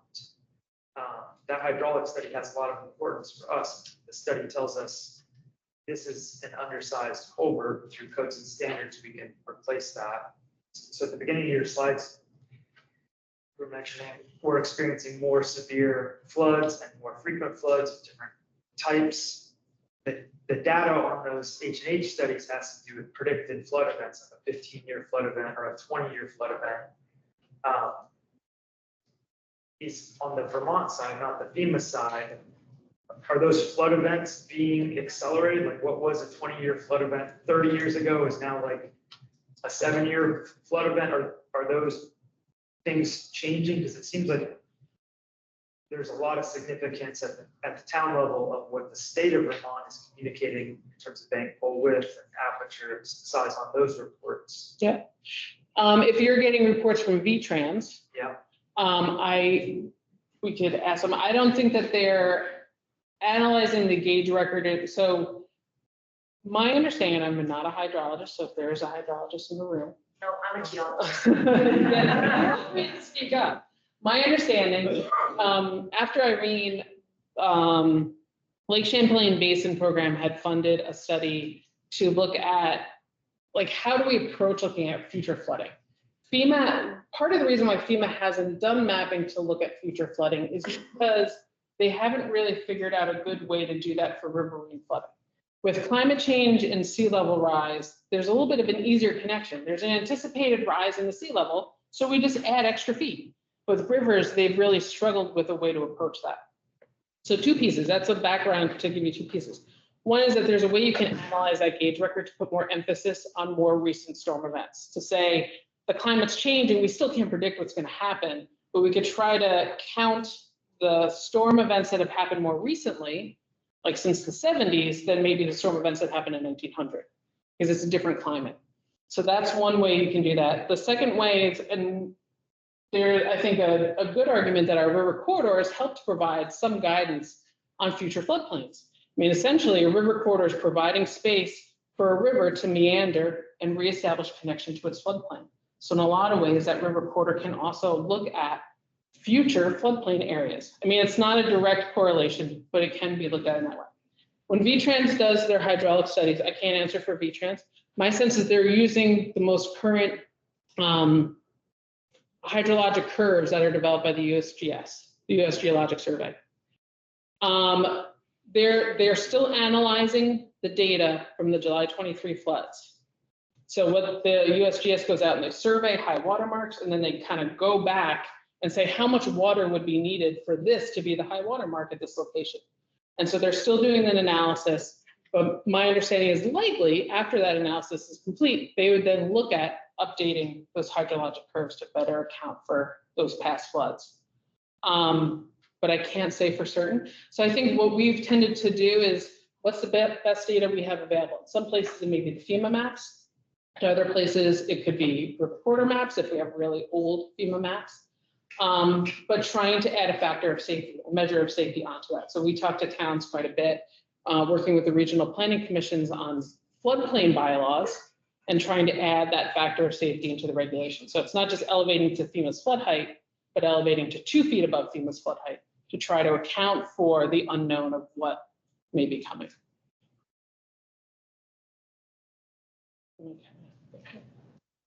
Hi, yes. So how is this conversation, how is it impacted by NOAA's new flood inundation maps that they're planning to roll out? I know they're currently in like the 10% rollout, and that includes some segments of Vermont. Does this change at all with those flood mapping tools, or is the plan to stay with FEMA's flood maps? I think that when we're doing mitigation planning, we look at all tools we have available to us. I think for NOAA's new mapping, my understanding of it, but it's not an in-depth understanding, is that it's helping to look at prediction for flood events and looking at kind of like in current time type of prediction, but I could be wrong. But I think that I would encourage all towns to look at any tools they have available. Another type of study that I didn't talk about here, but the UVM had done some study to look at the Lake Champlain Basin at inundation mapping using it's a little bit more, it's using LiDAR, so it's not using a lot of on-the-ground survey, but is more broadly covering lots of water and watersheds in Lake Champlain Basin. So in some cases, some of that UVM mapping, which is looking at current 100-year, 1%, 500-year event. And I think you can compare those with your FEMA maps. In some places, I mean, it's a mix, but we were in Wyndham, Windsor counties on, I'm like, what day was it? Tuesday. And so like the Wyndham and Windsor maps from FEMA are dated 2007, but in almost the entire county, the data is actually from the 70s. They just digitized it back at like the turn of the century. And so they're now updating a lot of that hydrologic data to redraw floodplains. That's what they're in the process of doing now in southern Vermont. So it's going to vary depending on where you are and what's available. But FEMA's maps are a tool. It's a tool that's used for administering regulations, but it's not the only tool. And so it's like one tool in the toolbox. Sure. To your point, there in Kentucky, and April, there was historic flooding similar to your small riverines, right? And after that event, a couple of the state and a couple of the counties brought together a team of all the regulatory measures, right? Because it's one tool. They brought together USGS and NOAA and the state and all of the state water and hazard mitigation agencies, and they formed a committee to start with 3 or 4 counties that were the hardest hit in the Waverly floods that happened in 2021. And they brought them all together to kind of try and work through that. I don't think there was funding involved, but if you all think that would be at all helpful, we can look and ask questions on how they did that and find out more about it. Yeah, I mean, I think that's project. Right. I think one of the things that we've had more recently, because FEMA's not the only player in the sandbox for mapping, and so NOAA is doing some of that flood mapping, USGS is doing flood mapping, and they have their own inundation effort. And that, so there's like all these different mapping efforts. So I think it's helpful to have a message of like, what is this data telling you? And how do you use this data best? I think is really helpful, and having a unified message around that would be really helpful. That'd be great. Anything that we can do to support, but you have to look at all of it. Yeah. And something that's all. Really. Social processing turn of the century. I know, do you like that? You're from the turn of the century. They are. Thank you, Rebecca. Oh.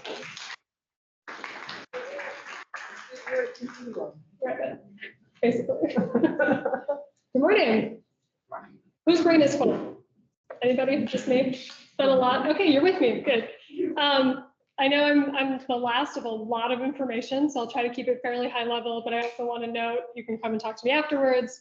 I also have some wonderful people on this team in the room. So Matt Hand, if you have local planning questions, especially would be a great place to start, or grants. Lisa is the lead on grants implementation on our team. She's also fantastic. Steve Libby is helping with application development. So we're a small but mighty team, but please check in with us if you have other questions after this.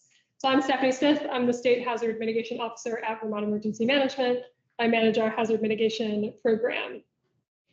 What does that mean? So hazard mitigation, I always like to start with this as a level set. What we're really talking about here is adaptation. It's climate adaptation. It's how do we adapt to seeing higher levels of rain? How do we make sure that we're developing the projects, doing the work to reduce long-term vulnerability? So we're not just fixing the 18-inch culvert that shouldn't have been that size. We're putting in the 4-foot box culvert that should have been there.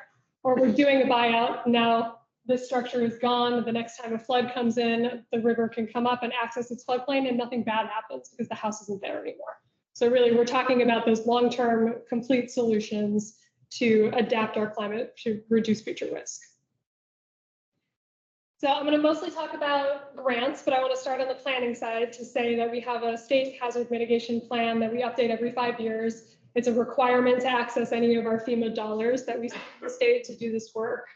And it doesn't just address flooding. It does have the top two hazards are inundation flooding erosion flooding, and then inundation flooding in that order. But it also addresses all of the natural hazards that the state is vulnerable to, like drought, like ice. And it proposes a strategy for how we can lower our future long-term risk to all of those hazards. So flooding is by far the biggest chunk of that document, but it goes into those other pieces as well. And local hazard mitigation plans came up earlier. Those are also required at the municipal level. In most of the country, they're county plans. We don't have those. They're required in municipality. Each municipality has their own plan in Vermont. And that's an opportunity to develop your own strategies for how you reduce your risk. It's also a requirement to access any of the funding that I'm going to talk about. So if you don't have a plan, or if you don't know if you have a plan, talk to Matt afterwards. He can help you figure that out. So in terms of the funding that's available, this is most, but not all, of the programs that are managed on my team. I think there's 6 or 7 of them total now. The one I'm going to talk the most about is FEMA's Hazard Mitigation and Grant Program. So I'll come back to that in a second with a little more detail. But first, want to note the Flood Resilient Communities Fund at the top. So this program was one of our highest priorities in the 2018 State Hazard Mitigation Plan, to create a funding program that would help us fill the gaps in what we can't fund with FEMA dollars easily. So there's perfect little FEMA boxes of what's eligible there. There's this other set of projects that, like buyouts in the river corridor, like conserving vacant parcels, that we weren't able to do with FEMA funding. So with ARPA funding becoming available, we were able to create this program. Because it was ARPA, it was temporary. All the projects under that pot were obligated in December of last year. However, with the state budget that just passed, we're getting an additional allocation of quite a bit of funding to continue that program, or a new iteration of that program, to allow us to do those flexible projects. So I'm going to talk more about FEMA's Hazard Mitigation Grant Program today, because that's the big pot that's open now, but you'll be hearing more about that flexible funding over the next few months. And really, when I talk about sending us pre-applications for the HMGP round, even if you know it won't fit in the perfect FEMA box, if it's an important project that's going to reduce flood elevations in your community, support flood reduction, send it to us anyway. And that's part of how we'll figure out how we make sure that we're including everything we need to in that flexible program. So I give that plug first, and then I'll jump into the Hazard Mitigation Grant Program.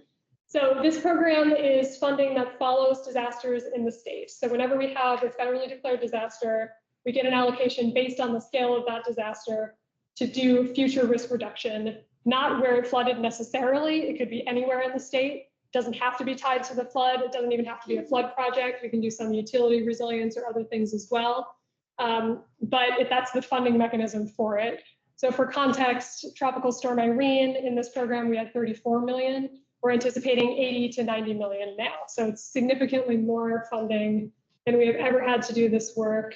And Doug Farnham said this at the beginning, but I want to make sure you heard it. As of last week, we are able to cover all of the match for this funding round, which is amazing. The state has never done that in the past.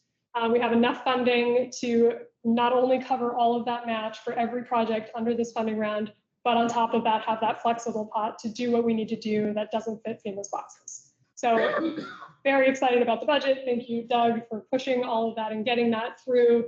It's a huge opportunity, way more money than we've ever had to do this work. So that's the match. Because we're now able to cover the match, we extended our pre-application deadline. So previously it was in June 21st, I think. Now it's August 16th. The main reason for that is we want to make sure that we're hearing from communities that maybe didn't even come to us in the first place because they knew they weren't going to be able to cover the match. So we want to make sure we're getting out. We are going to be doing some tours in July to meet with some specific communities as well. So if you're a town that doesn't feel like you've talked to us yet, please make sure you're on our radar, reach out. We want to make sure that you have the opportunity to get in the door for this funding. Stephanie? Yeah. Can I mention one thing? I've heard a lot actually since the flood. Other people are worse off than me. I'm not going to step forward and put a project in because I don't want to block anyone else, right? Please don't do that. Submit all the projects.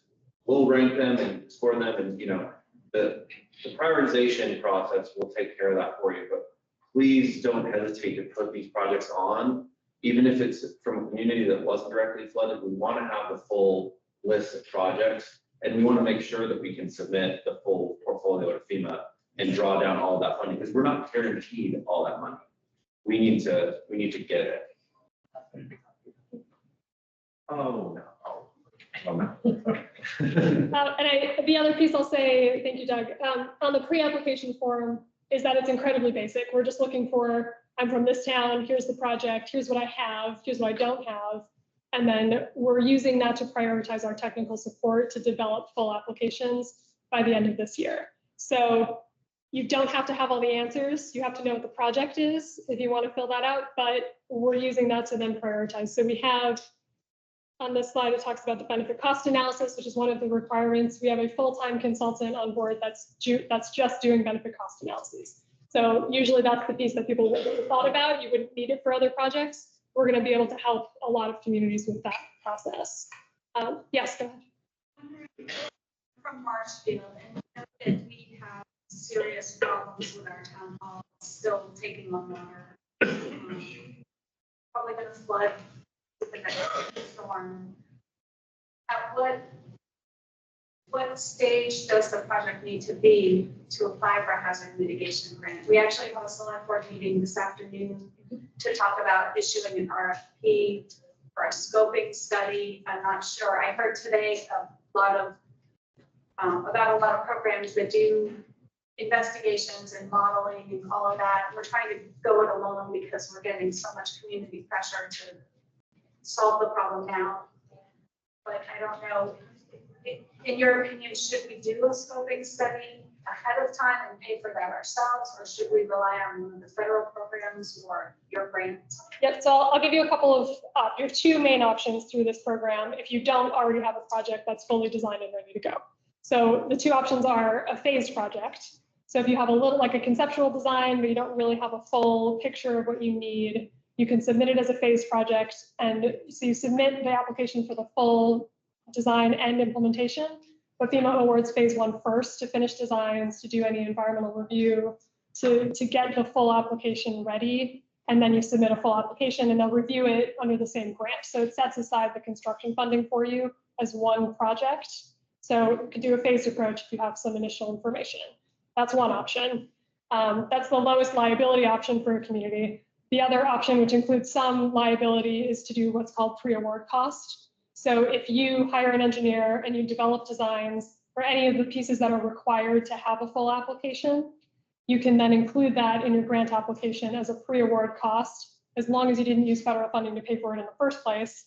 And if, so there's some caveat here, if the project is awarded by FEMA, you can get that reimbursed under the grant once it's awarded. So if you pay for it now, and as long as the project is awarded, we'll be able to pay you back for that work once the project is, there's a bit of an if there, so that's the trick. And FEMA is also, the public assistance program will pay for something we get a new PDMG every couple of months, but they keep telling me that they'll pay for engineering because the building was damaged by the flood. That's where I was gonna back up and say, are they in that opinion, what about 406? Talked about. Are you just your culture to the project? All right, so a little bit more here. So types of projects, and then I'll take you through some beautiful pictures of things that implemented following Tropical Storm Irene. So by the numbers, the bulk of what we've funded since Irene has been property buyouts. This is the only application type that we're not holding and waiting until we can do the pre-application and get full applications in. These are going to FEMA as they're ready. So they're voluntary for the property owner, they're voluntary for the municipality. But once we have everything we need, those are going directly into FEMA's review under this funding round. So we've already submitted about $14 million worth of buyouts. We have another 14 to 20 that are in the works or close that are going to be going pretty quickly. So it's a pretty big chunk of what we're doing. The couple of notes there, under this funding round specifically, we can do day before the storm values. So we can do an appraisal the day before the storm, give the property owner 100% of that value of their structure. If they apply under a later funding round, that's not available. It would be that current market value at that time. So there is significant benefit to reaching out to us, getting those buyouts in now as a way to make people whole following the disaster. Can I just clarify, this is above and beyond what we did originally for buyouts in the state has? If my town already did entered all these buyouts. What, if you already applied under this round? Sorry. Like when we first had the flood, like this is additional buyouts, right? If there's people who didn't enter this first round of buyouts. So it's all the same. I think she's talking about, yeah. you're talking about who filled out the. Yeah, form the and the pre-form. after. Yeah. Okay, so it's Yeah. the same pot of money. It's the same pot of money. Yep. Yes. And the state would still manage those buyouts as well. Yes, and that's the other note I'll give you on the buyouts, thank you, is that we're doing something we've never done before, which is the state is managing those applications. So the town still has to opt in, they still have to be willing to own the parcel and maintain it as open space in perpetuity. But VEM will be applying for them if they're interested in having us manage it, and we'll be hiring people to do appraisals, the legal work, the demo. So the town won't have to manage any of the funding, we'll be doing that for them. Yes. Is that deadline? So right now, the August 16th is the deadline for that as well, but it's just letting us know we want to do a buyout, and then we'll work with you on an application. So if we at least know by August 16th, that's the hope. I think there will be some flexibility there. So I don't anticipate we'll say no, but it's a priority review deadline by that date. Stephanie, did I understand you to say that the VEM will take care of demo and other associated falls? Yes, yes. So if the community is interested, there's one community that wanted to do it themselves. We're letting them do that. Everyone else has been, yay, please do, please take this. We're managing the grant. So we're applying, we'll get the money, we'll hire contractors. Yes. Okay. So then I'll quickly just go through these, and then I have some examples, some photos, the other property types. So landslide buyouts are also eligible. And they don't, even the flood buyouts, they don't have to have flooded in the past, they have to have risk. So on the FEMA side, usually that means that in the special flood hazard area, for our more flexible state funding, if they're in the river corridor and they have more of the erosion risk, that's how they get into that program. Floodplain restoration, you saw some examples that Keith showed, and I have some of those same pictures I can go through quickly, but really the intent here is removing fill that's been added over time, lowering flood elevations, giving the river space to slow it down. So I'll show you some examples of what that looks like.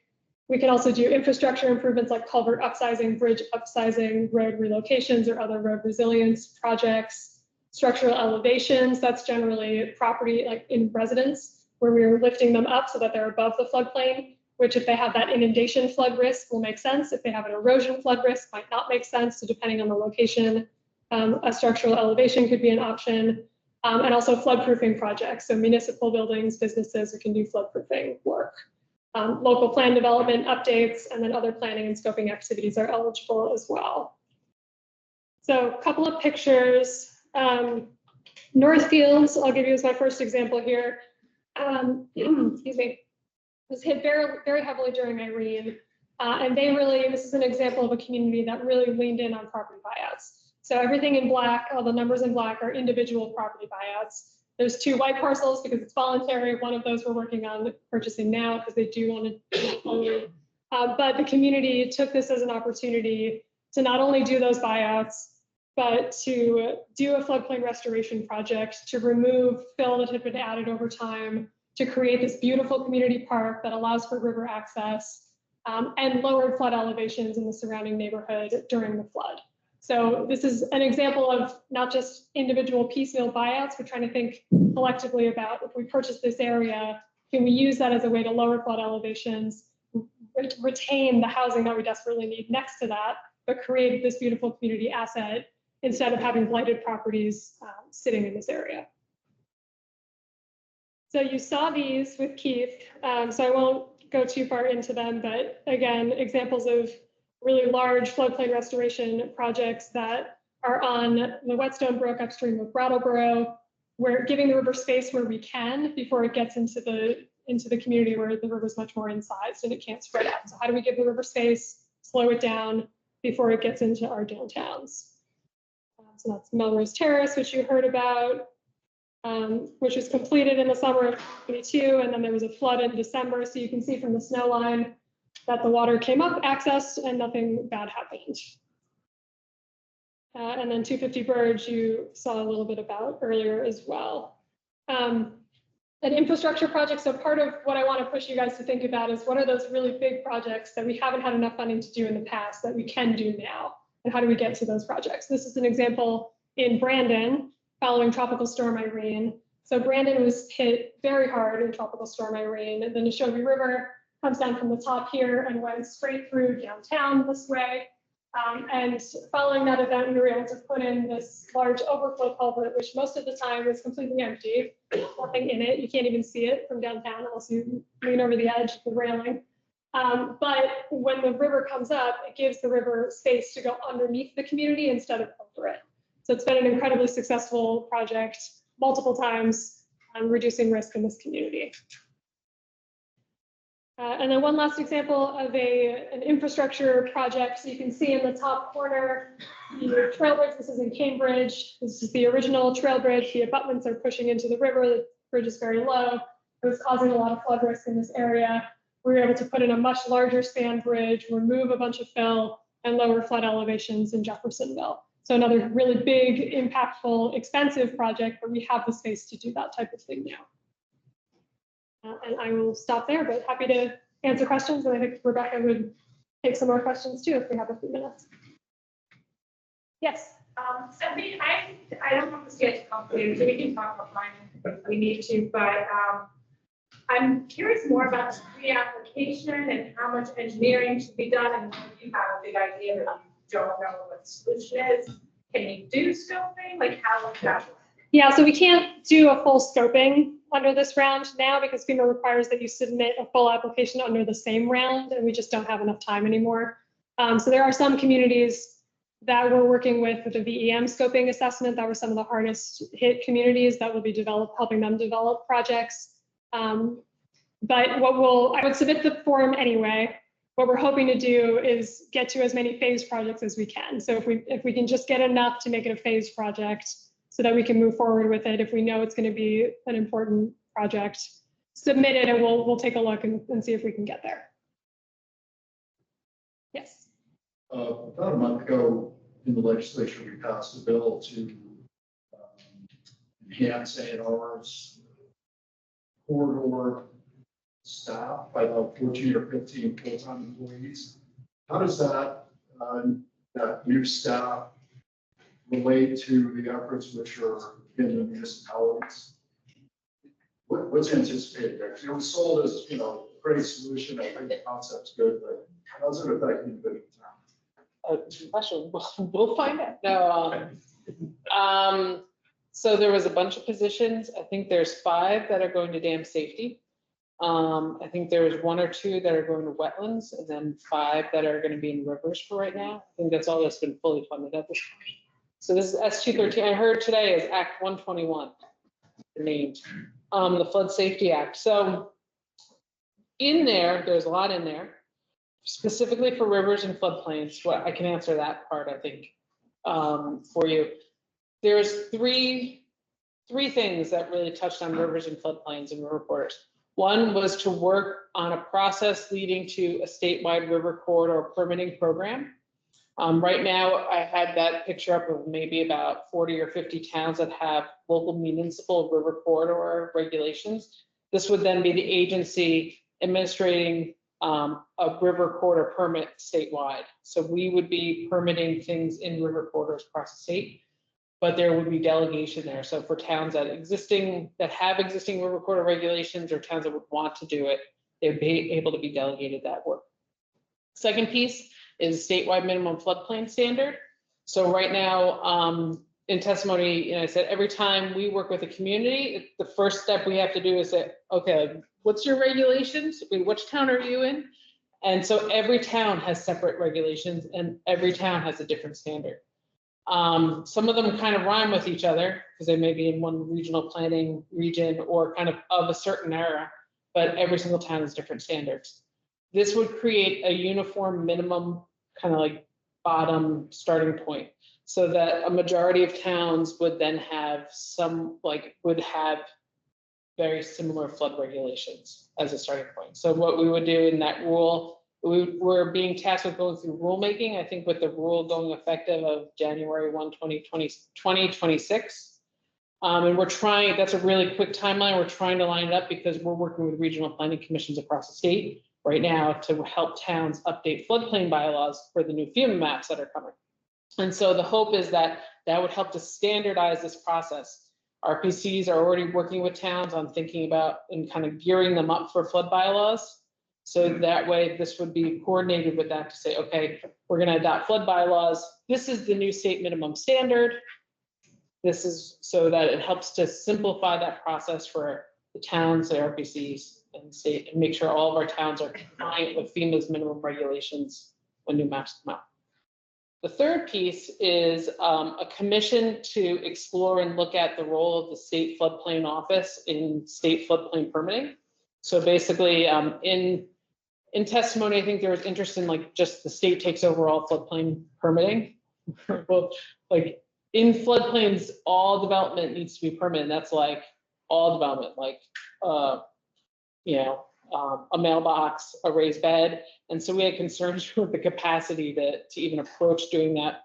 And we're not living in the towns where things are happening. So you're always going to have that gap of not being there. So there's a commission that was created to explore and look at what role DEC may have in playing in statewide floodplain permitting. So like what extent, how would that look like? What are the resources needed? And then would have a report at the end of it. So we don't know what would come out of that at this point. That one, I think the report is due to the legislature, I think, next session. I can't remember if it's the 25 session or 26 session, but I think it would be through the end of this year and maybe into 2025, and then have a report with recommendations coming out. So in terms of just like assistance to towns, in the meantime, we would have positions working towards that statewide rule, have like work on the state rule for floodplains, have work on the reporter rule, but we'll also be bringing on and training staff, which should hopefully provide us with some capacity to assist towns with local floodplain permitting. That's a very long answer, but it's a very big bill. So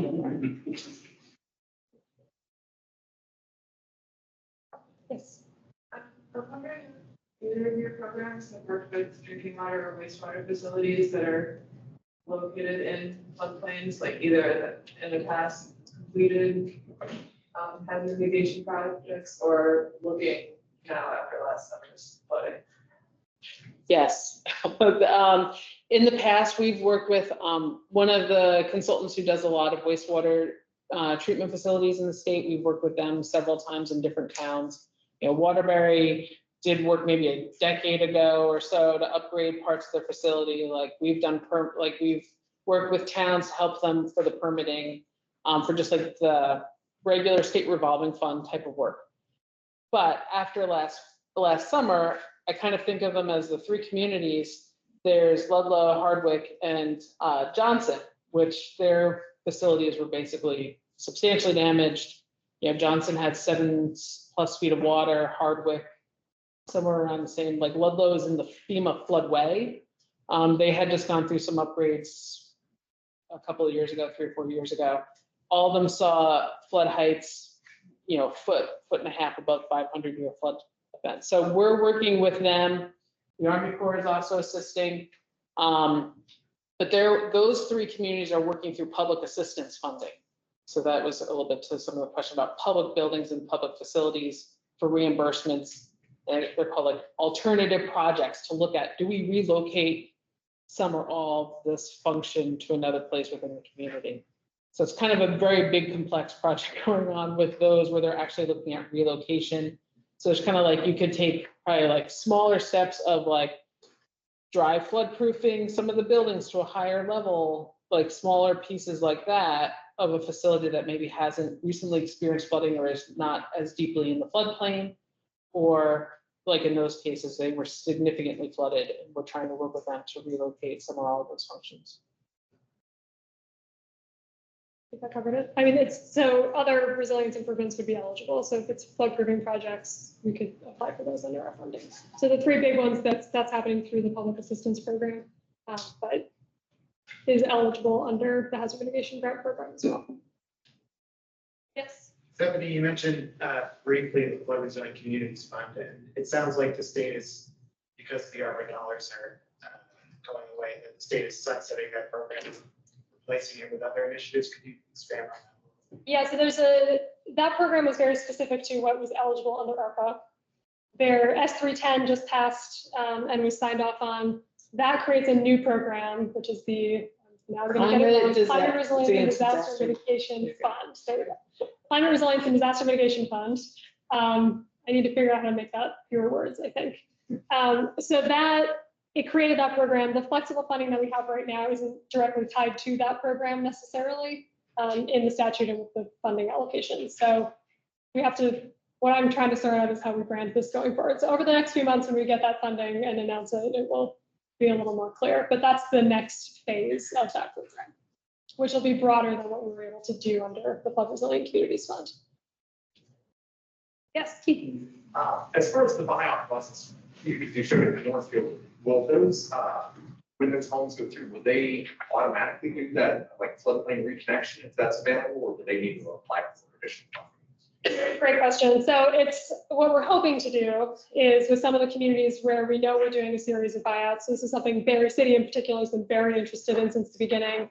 How do we prioritize buyouts so that we can do restoration? So they're one of the communities that we're helping through the River Initiative, which is our scoping assessment, which you know about, which is for the room, to help do some of that engineering and get those projects in at the same time. Part of the trick is the buyouts are going in now. We need to have enough time to get through that process and then submit the restoration. So I'm hoping we can figure out how to do that under this same funding round, but it's going to be a little tight. So well, one of the, that's part of it. I think one of the other pieces is that this is not the only opportunity to do restoration work in floodplains. We also have lots of clean water funding. One of the eligible activities under some of the clean water funding is like encroachment removal, doing floodplain reconnections. So it's not as flexible, I think, as potentially as other funding sources, but there's other funding available too. And we've had an open round of the hazard mitigation grant program every year since Irene. This will not be the last one, there will be more. So if we don't get it in now, unfortunately, we will have other opportunities. But we're gonna see if we can for at least some of those areas where we've been talking about it since the beginning. Stephanie, do you want to mention the different amounts on buyouts between now and later, or did you mention that? Of the pre-event value, I did. Yes, thank you. So, thank you. I'll take a prompt anytime. All right. Oh, and Lisa, my Vanna White has some pamphlets if you're interested in taking something home. Thank you, Lisa. All right. Thank you, everyone. Thanks, everybody. Thank you. Thank you so much. The good health and good humor of these two women is critical to the state's recovery. Be good to them. I also wanted to acknowledge that we have Senator David Weeks in the House. We've been calling out legislators as they appear, so welcome. We're going to take a little break for lunch. When we come back at 1 o'clock, the target audience is businesses, but there's stuff there for everyone. There will also be more coffee and the evil State House cookies, if that is at all persuasive. And then finally, at the end of the day, we'll be doing a workshop for nonprofits. So stick around if you want or not. Thank you so much for coming. Don't forget to give your email address to someone at the table on the way out if you didn't register, so you can get all our junk mail. Stacey would like to